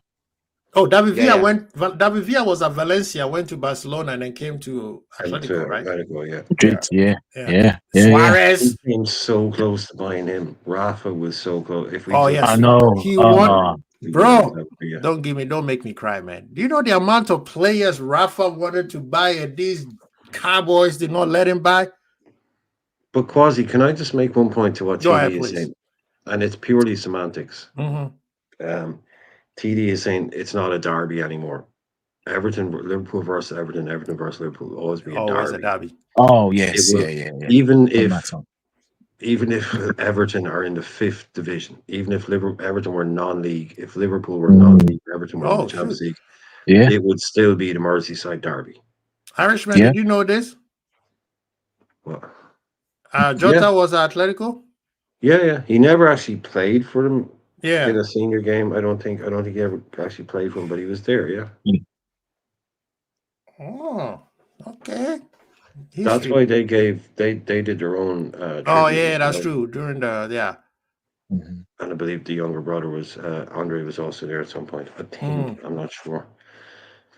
Yeah, man. I'm just saying, man. You can't be a manager making all that money, and if you're gonna spend less. If you choose to spend less, then make miracles. Klopp did it. One thing I'd say to you, I wouldn't be at all surprised because you were talking about Conte at Chelsea. Yeah. And it is basically he's a one-man winning machine, wrecking ball. Comes in, he'll win you titles, but after 2 years, he's fallen out with everybody from the tea lady to the car park attendant to the president. He's had an argument with everybody after 2 years. Oh, that's what annoys me. But he's out the door then. That's what annoys me. I think if Simeone had come in, into the Premier League, because that's when Simeone was at his peak. If he'd come into the Premier League, then I wouldn't have been at all surprised if he could have won 2 leagues. Chelsea at his peak? Oh, yeah. Oh, yeah. Chelsea would have been absolutely perfect. Oh, my God. If he had come in if he had come in right when Conte left. Exactly. That kind my God. I would have been hating Chelsea. Yeah. Oh, yeah. That one, yes. Now he'll be fine now because guess what? The Premier League after 2 years as well. Yeah. See, the thing with Conte that is annoying is when he doesn't get his way, he throws the biggest. He's just blatant. He just says it how it is, and then we'll start shouting out mouths and names, and when I gave up on him was against Spurs. Even though I know Spurs did not spend that much money, you knew how Spurs roll, and you went there. They spend money on you, and then you threw them under the bus. You see, I don't like that. That's the same thing Mourinho did to Manchester United. Somebody invites you to their house, and you say, "Why are you even here? Why did you show up in the first place?" Then, that was the beginning of the end for him when he was at Manchester United. When they came to the US and he criticized the fact that they are in the US. But yeah, you taking the most money out of any manager in the league at the time. See that when they do that, even if, that's where I hate. Don't criticize the hand that feed you. Everybody think that, oh, you should do it. That no, you're not doing anything. Right? You knew who these people are behind the scenes with the club. You know what I mean? Like, but you signed a contract that my player's going to the US. Simple. So yeah. Then. But to be, he wants the money. How do you think Manchester United makes all that money to pay him? But to be fair, because I remember that, but it wasn't just that. It was the fact that they were coming to it and he had lack of signings and he wanted to challenge as well. So he was just pointing that out as well, to be fair. No, I get what he's saying. But the thing is, you could criticize that, hey, this is the reason why I used to like Klopp, the way Klopp used to say it, and even Pep Guardiola. And even Alex Ferguson. He says, they criticize it based on the health of the players. Right? Hey, these guys are playing too many games. Yep. Which we could say, well, because they're making too much money. Right? That is the debate that we could have between Pep, Klopp, or what's his name? Alex Ferguson, even Wenger. Wenger used to be one of those sorts of players. You could go back and forth. But the way Conte and Mourinho, Conte didn't even care about players' health. He just give me my money and let me go get the players I want. Mourinho's the one who was a little bit too disrespectful. That's why he fell off, because Mourinho was one of those best managers we ever seen for a while. Now guess where he's at now? Benfica. No. Benfica, yeah. Mm-hmm. Yeah. And he's gonna play Chelsea at the bridge. It's gonna be beautiful. What it was, bro, I reckon when the big managers come on the scene, what they do is they're so adamant of impressing people. They really care about the players and how they're getting on with their careers and stuff. And what's happening over the time period is Mourinho is sort of going out of the football world and stuff. He's thinking, you know what? These players are the ones who are trying to save my job. I'm going to treat them like wolves or dogs or whatever you want to call them. Like, getting it done. It isn't like the same Chelsea Mourinho where he was the thinker. Now it's more about maybe just getting the players in. Don't matter how much. Fenerbahce, he wasn't going to sign £100 million player at Fenerbahce like he did at Chelsea, for example. But at Fenerbahce, he got good players in, you know. But Mourinho, maybe his time is sort of going out of football, because at the end of the day, the why I really love Klopp the most is because of the way he respected the players. Did you ever hear a player talk bad about Klopp? Never. Yeah. Virgil, Salah, all of them. Even though they had contract issues and everything going on, they kept it sweet. And that's why Liverpool is the best run club in that way. That's why, in one way, I respect the owners. Yeah. That they run it in that way. They don't really embarrass the club. Well, important. Liverpool is the best run club. And people, the funny thing is, Irishman, and I want you guys to talk about it. Everybody say we are expected to win every time we play, right? So if we win in the 93rd minute, why are we lucky? You expected us to win, and we win. We just took too long. Yeah, I mean, I heard someone kind of say, that the Dominic Szoboszlai free kick was luck. Was fluky. And it's like, okay. Oh my God. Is it unlikely? Yes. Statistically, it's unlikely that shot goes in. Probably 1 in 8, 10. I don't know. Was it fluky? No, he stood up over that ball. He aimed where he pointed it, and he put it where he aimed it because he's a top player. Yeah. But it's again, like Slaughter said today. I said it yesterday. A lot of people were on the same page. It's all great and it's all fun. It's all brilliant. But if you have to keep going like that atmosphere, this is what UEFA want. That Atletico Madrid game was like a quarterfinal.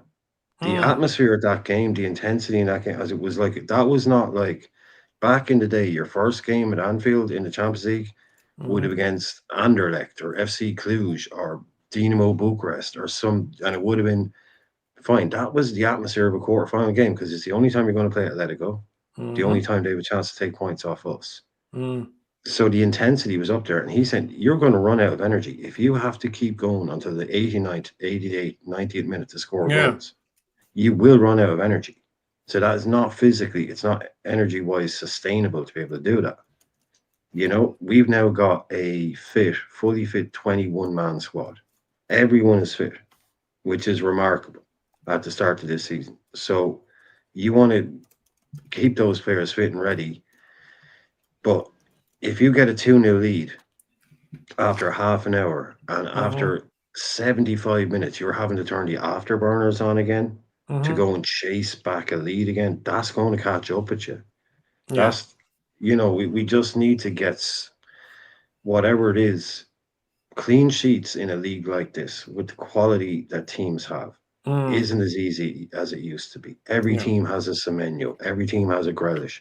Every team has some dude that would get into any team way above him. You know what I mean?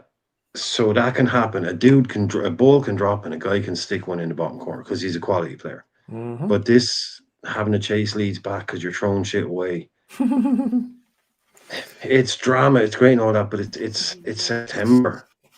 You can't do that, you know. I mean, I just want to see a solid, rock solid performance. Let's go 2-0 up after 25 minutes and win 2-0. Finish the game off. You know, I mean, I agree with you. As exciting as it is, it's just, bro. I mean, Nilante, this Liverpool team, it hasn't gelled. And I want everybody to go listen to Tom Werner's interview. I mean, when was the last time you see and this is what I think Liverpool fans, I think it was Kismet, you were the one said you give me respect to the LFC owners. Like listening to Tom Werner, you could tell that this guy has taken the time to learn the game. Like listen, like I want everybody who watching right now, go watch the interview of Tom Werner, and I think it was a podcast. So, and the questions they asked him and how he answered them, you could tell they have learned their lesson. And he's, you know, it's not just talking about the transfer. You could see that now they have understanding of what is actually going on in the world of football, right? He, you know, he even made a distinction between Red Sox and Liverpool. And he said, even in Red Sox, we can't keep the same players. Every year we have to change. So I think that's the same thing they're trying to bring to Liverpool. So I think it's a very good listening. People, please go listen to it. It tells you that now they get it, right? They get it. I mean, they have always gotten it, but they were putting business with it. But now you could, if a regular FSG out or a regular Liverpool fan is listening to him from before, they will say, oh, now you will get me. Even though they already did, it's just that it took them a long time because they wanted to make sure the club was in a secure place before they start doing the so-called, you know, spend money. But when you listen to the interview, a regular Liverpool fan who all they care about is what happens on the pitch listens to that, they're going to say, oh, because when I was reading the comments, everybody was like, finally. You could see that somebody said the panties has dropped. They changing. They want to do what we want. That means, you know, everybody's happy about it because it's like, oh, they're going to spend more money every year. Yeah, I would suggest that people go listen to it because it tells you where Liverpool is going to go in the next 5 years because we were going down real fast. So, Nilante, listen to what Irishman is saying. What do you think this Liverpool style of play is? I mean, I don't think it's luck. It's just Liverpool know what they're doing. It's just it's in our DNA. Irishman said this in the last show. It's in our DNA to do things the hard way. Delante, Kismet, you want to take this? Yeah, like for me, football's is a 90-minute sport plus injury time. And what it is, it's like a painting or a decorator. When he buys the paint and stuff and the house owners leave, he says, okay, by the time you come home, I want it done. Like, as long as he gets the job done, bro, he can have breaks, he can drink tea, he can even have a sandwich if he wants. It don't matter. But by the time they come home, the job's done. And that's how I see football. I don't care if it comes in the 96th minute. As long as we get the job done at the final whistle. So it's exciting as well. Like, at the end of the day, football is an entertainment game, you know. And I think sometimes, because we support them so much, we rather take the 1-0 boring away win, you know. But I think that game on Wednesday, it was just a top game to watch as well. But that's football for me. So I'm not going to really say, yeah, we're getting all these late winners. That just shows me the strength in the mindset of these guys, that they're thinking, you know what, we can win it still. You know, not sometimes you watch on a game and it's a draw. It's the 94th minute. You think, you know what, we'll take the point. But these guys ain't thinking like that. They're thinking, you know what, we can get the winner. And that's great to see. And Salah hasn't been the best. It's fuel, Jake. It's fuel, right? Yeah. You know, but like I'm saying, it's like not every game can be in Istanbul. Not every game can be 2006 West Ham. Not every game can be Barcelona. You know, to do it over a season, we just need to be able to put a run of against the likes of Southampton, Sunderland, Wolves. 2-3-0 up, early doors, lock it down, pass it around for half an hour. Everyone takes a breather. See you later. We're going to need some of those games, aren't we? Yep, we do. We do. No, yeah. And I think that as crazy as it sounds, it's like Liverpool is doing something that is not conventional, Nelante. Right? That's why people can't figure it out. Like we even us, like I listen to Irishman. He's like, bro, I'm fed up. We can't even figure it out. We're doing something that football usually does. That is winning in the last, exerting so much energy to win it in the last minute. But when he jails, man, do you think how is messing up with the rival fans' head? Because not that they have to play 90+ minutes of high intensity football and stay focused for that much long time, knowing that Liverpool is inevitable, i.e., shout out to Thanos. At any time, we will snap and the game. Bro, as much as I'm criticizing Simone, I don't think he thought he was different. And we showed him like, bro, you just like everybody else. When we snap our fingers, you're going to get got. Slop time is real.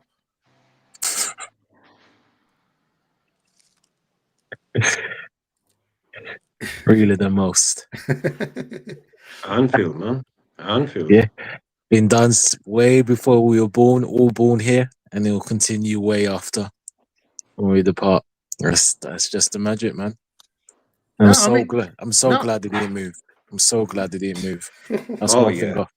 We're in it, bro. I'm so glad FSG didn't fall for the bait and move from Anfield. I'm so glad. Remember that ridiculous ground share idea with Everton building a stadium, Stanley Park, and shared with Everton? Do you remember that one? I don't know which genius came up with that idea. He needs to be punched in the nose. I don't advocate for violence. Hicks and Gillette, that was there because they were thinking it'll cost us half. They'll pay half. Those guys were a bunch of crooks, man. Yeah, pick up Edward. You know what I mean? And you know, I know what's the name. TD was saying we need to extend Slot's contract. People forget they only gave him 3 years. Yeah, he's going to get him. Yeah, so he's going to. They're gonna, you see him, he's happy. That's the thing about Liverpool right now that people don't get it. Everybody associated with Liverpool is happy. Even people who wants to play, who are sitting on the bench and say, you know what, hey, I like what's going on. You know, the manager is not pushing it fast. At this point, his stock is so high. Any top 5 club in the world will be like, hey, you know, we're not happy. And last time I mentioned Bayern, Madrid, who else? Which another big club? Barca. Hansi Flick, they happy with Hansi Flick. Yeah, I like Hansi Flick. He better man, yeah. But I'm talking about volatile teams. I'm talking about volatile clubs. Madrid and Bayern. You know, Bayern always have civil war in that camp.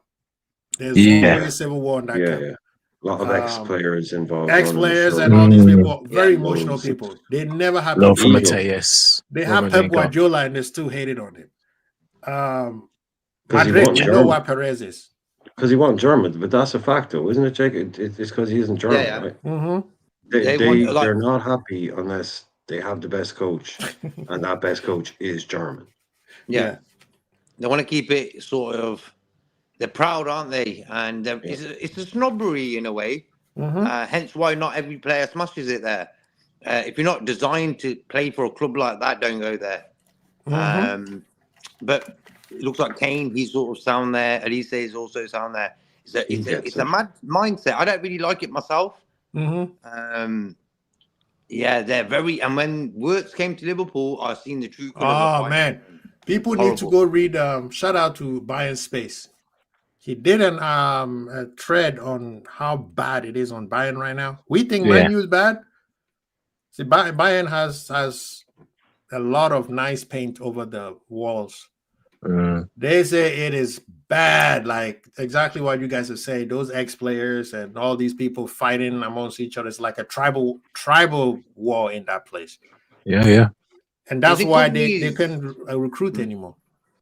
But do you think company's to blame for that? No, because I'm not sure he fits that club myself. Nah, he'll be replaced. Collateral damage. He's just a coach. He's just exactly. I think. And the thing was, at the time, they wanted Alonso, and Alonso was saying, "Hell no, I'm going to Madrid." You know, and Bayern is at a place where they don't know what they want because of the civil war. It's a very quiet civil war. It's not as bad as Manchester United. But they have a very silent civil war. That's why they haven't progressed since the last 10 years. And that's if you read Space's comment on what's going on in the club, it's really, really, really bad. For a big club like theirs, the problem is the rest of their league, the teams haven't all caught up. By now, they shouldn't be struggling. But, you know, the way they've set it up is very hard for anybody else to catch up. But yeah, man, Slot is in high demand, and I think FSG is going to give him a new contract. They're going to give Edwards a new contract because Edwards got 2 years left. They're going to give Hughes a new contract because they know this thing needs to keep going. And when you listen to Werner, he tells you, and then even the president, Mike Gordon, is it Mike Gordon? Yeah. They also say the same thing. Yeah, they say they you could realize that they made a mistake and they don't want it to happen again. And guess who they're learning it from? Also from Red Sox, because they screwed up with Red Sox a little bit. Right? That's why the fans is so mad. So they know Liverpool is still at the top and they do not want that thing to drop. If it's gonna drop, it's gonna drop to the number 2, not beyond number 2. We're staying between 1 and 2. So yeah, man, Liverpool, we rocking. The fans needs to understand that, and our fans needs to stop listening to rival fans telling us how Wirtz needs to do this. Wirtz don't need to do anything. Wirtz is doing what he needs to do, and he's doing it. It's gonna take time. Let them talk nonsense. I promise you, in a couple months, everybody's gonna be eating humble pie, and we keeping the receipts.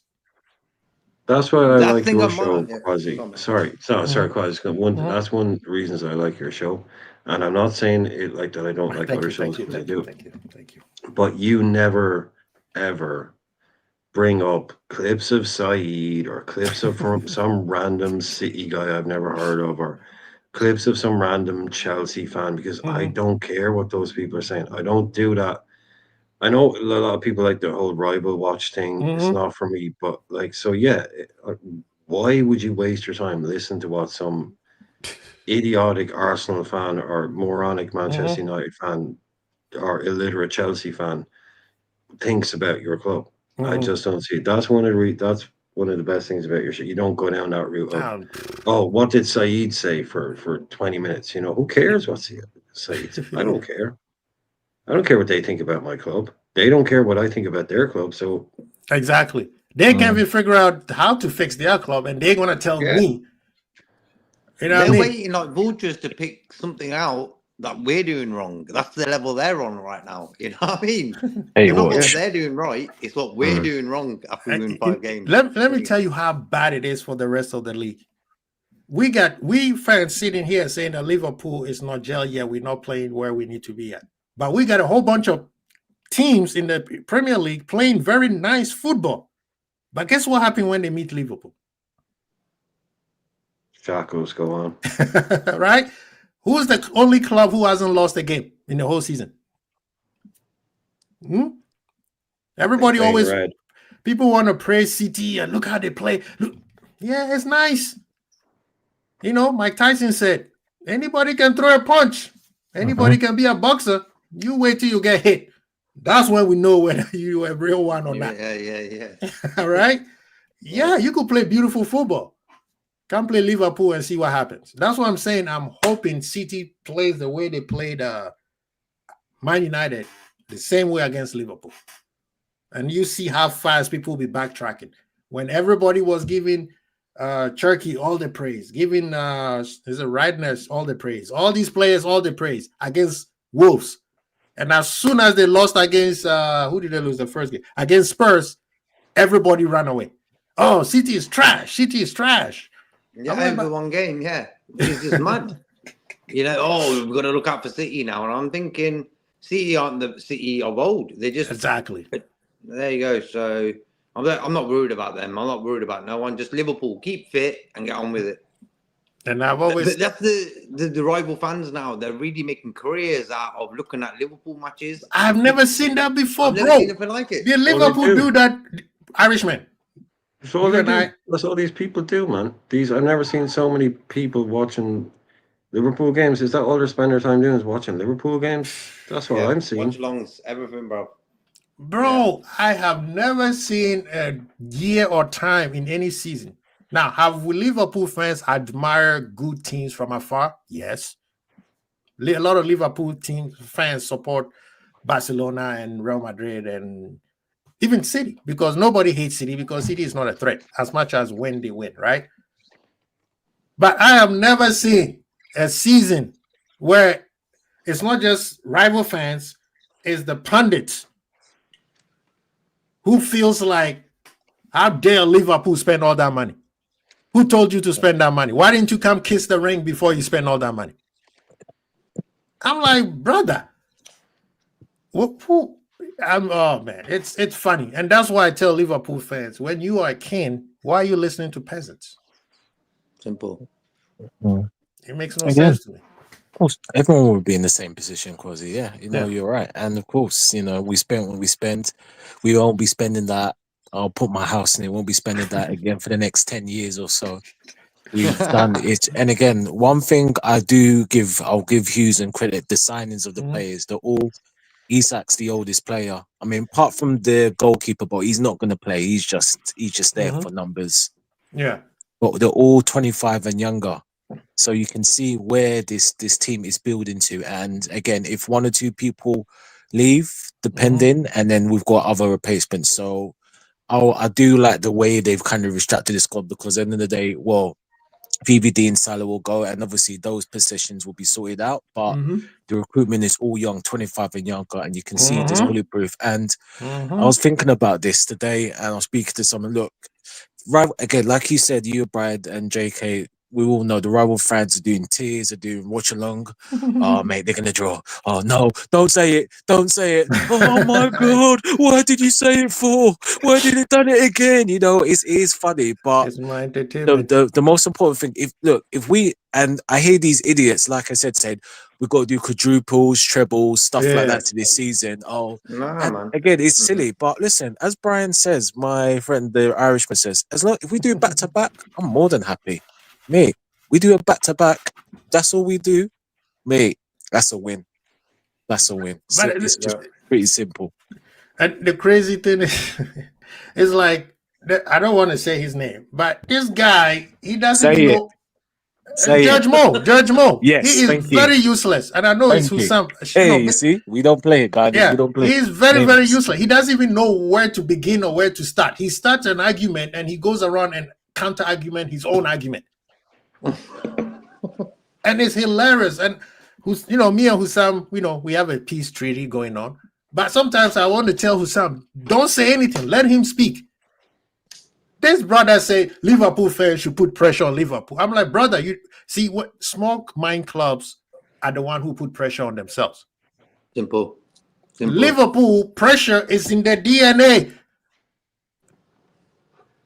What did what's the name? The guy from Batman say with the mask? You Well, didn't know nobody who could understand what he was saying, so I'm not really sure. But Bane, brother. you know about Bane? Oh my God! That, he and I know he's from my the soil, so my brother on soil, and he's a Mo Salah countryman. But you are Inter fan. If you're gonna talk about Liverpool, listen to what Hussam is telling you about Liverpool. Pressure, it comes with the blood. We are born with it. You just adopted it. And people tell, my goodness, it's like, yo, I guess they say you don't know it until you are in it to understand what goes on. So I guess that's why these rivals, they be talking and they don't understand what Liverpool is doing. Yes, we Liverpool fans don't want to see us win last minute. It's fun, but that kind of hard pressure is not good, right? Exactly. But at the same time, we know it could only go up. If we are losing, if you are winning, playing this way, what happens when it starts going up? But for me, pressure is man-made, Like for me, I'm not saying expectations. Why are you putting expectations on your club? Because what's going to happen, you're going to end up sitting in May disappointed. So for me, I'm like this. We won it last year. Great. We've added top players. I can't wait and see what we're going to do. Instead of saying, we've got to win this. I've seen so many fans writing, after the Isaac signing, quadruple and this and that. And I'm thinking, I don't want to hear none of that. Like, we don't do that as Liverpool fans. We don't have expectations. We get what we get. And it's always good. So Liverpool is a trophy club. No matter what, we win trophies. That's the ultimate goal. If we don't win trophies, we get upset. That's our thing. We don't discriminate on the trophy except Community Shield, right? But we keep on moving. But before we get out of here, I need to tell you guys, I need to confess, I was cheesing when I saw Isak in the number 9 jersey. I think I had 2 tears. Like when I saw him coming, I'm like, finally, the sauces. Thank you so much. We made it. Rasta Crab, huh? Kenel, Zuberi, Isak was in the house, and it's been a long time coming. We haven't had a striker like that since Torres. That's 20 years, man. For a club like Liverpool, we used to churn strikers for fun. Whoa. Oh, sorry. That's Suarez? What, you consider Suarez a striker? He was the modern forward. He was a modern forward, like Aguero. Number 9. Yeah, I'm talking about true number 9, like Torres. We haven't had that kind of stylistic. Yeah, we haven't had. Yeah. So Suarez was something else. This guy could have played he could have been a number 10 if you ask him. Well, for us, he was best through he did his stuff through the middle. I know what you're saying. It's stylistically Torres and Isak, but even Isak. Ekitike, he's raw. Ekitike is raw. That's why I'm saying that we need to have these uncomfortable conversations. Nalante, Kismet, Irishman. I love Mo Salah. He's a legend of the club. But I love Gakpo. Both people from the soil.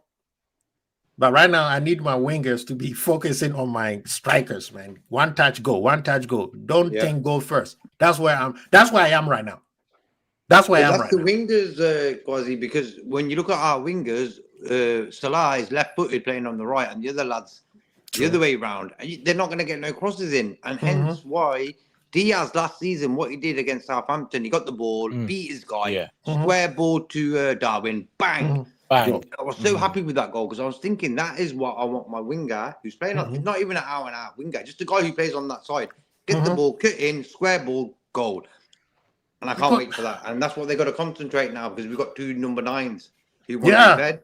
But So you know, and the fact that Isak and even Ekitike, they find themselves in positions where I've been screaming for the last 7 years, where I said I need my striker to be in the box. I need my striker to be popping up in places where nobody, the true strikers know. Like they pop up in places where you'll be like, wait a minute. Like even the robot, what's his name? Haaland. Look what he did to Manchester United. yeah, he's one of the best in the business. He knows where to stand. He knows exactly where to go to get. You see what I mean? Yeah, it's like best in the world in that. And that's where I think that's the final part of the puzzle to be fixed. If we fix that part where those two fullbacks realize, those two wingers realize that, hey, I'm just playing a role now. I'm not the down anymore. Trust me, our strikers are gonna eat. But you know what, Cosby? Last season and Salah in general, he can make goals. He's got it in him. He got the most assists last season. So I've got no worry about Salah. It's more Gakpo. I think Gakpo, unless he cuts in and shoots, he don't really do anything in that way. I think he's the defensive side of his game is what the manager likes. Yeah, he's always banging on the back goal. You see what I mean? He will drop back, run hard. He will run himself. He's strong as hell. So yeah, he's good. Yeah, in that way. Anyway, but it's the opposite with go Diaz. ahead, Raj. Yeah, he's Diaz, opposite of this. Yeah, it's like JK. You're talking about like basically that maybe one out of a few handful of times that Diaz somehow decided he had a left foot. Diaz would just cut inside. Diaz could not get to the byline consistently and cross the ball because he had no left foot. He was right foot, but he had no left foot at all. So Gakpo or Diaz would always cut inside. And it wasn't great a lot of the times. He'd hold on to the ball. Gakpo is a similar thing. This is why it doesn't have to be Rio, but it's like when you put Rio and you look at a guy that can go inside and outside, can go left or right, can go to the byline, can put a ball in, or can cut in and shoot. That's what we're missing, and that's what we're lacking, and that's what Gakpo, the older he gets, I mean, at the age of 26, 27, you're not going to really become a different player. So that's the next year. He is what he is now. This is what Gakpo is.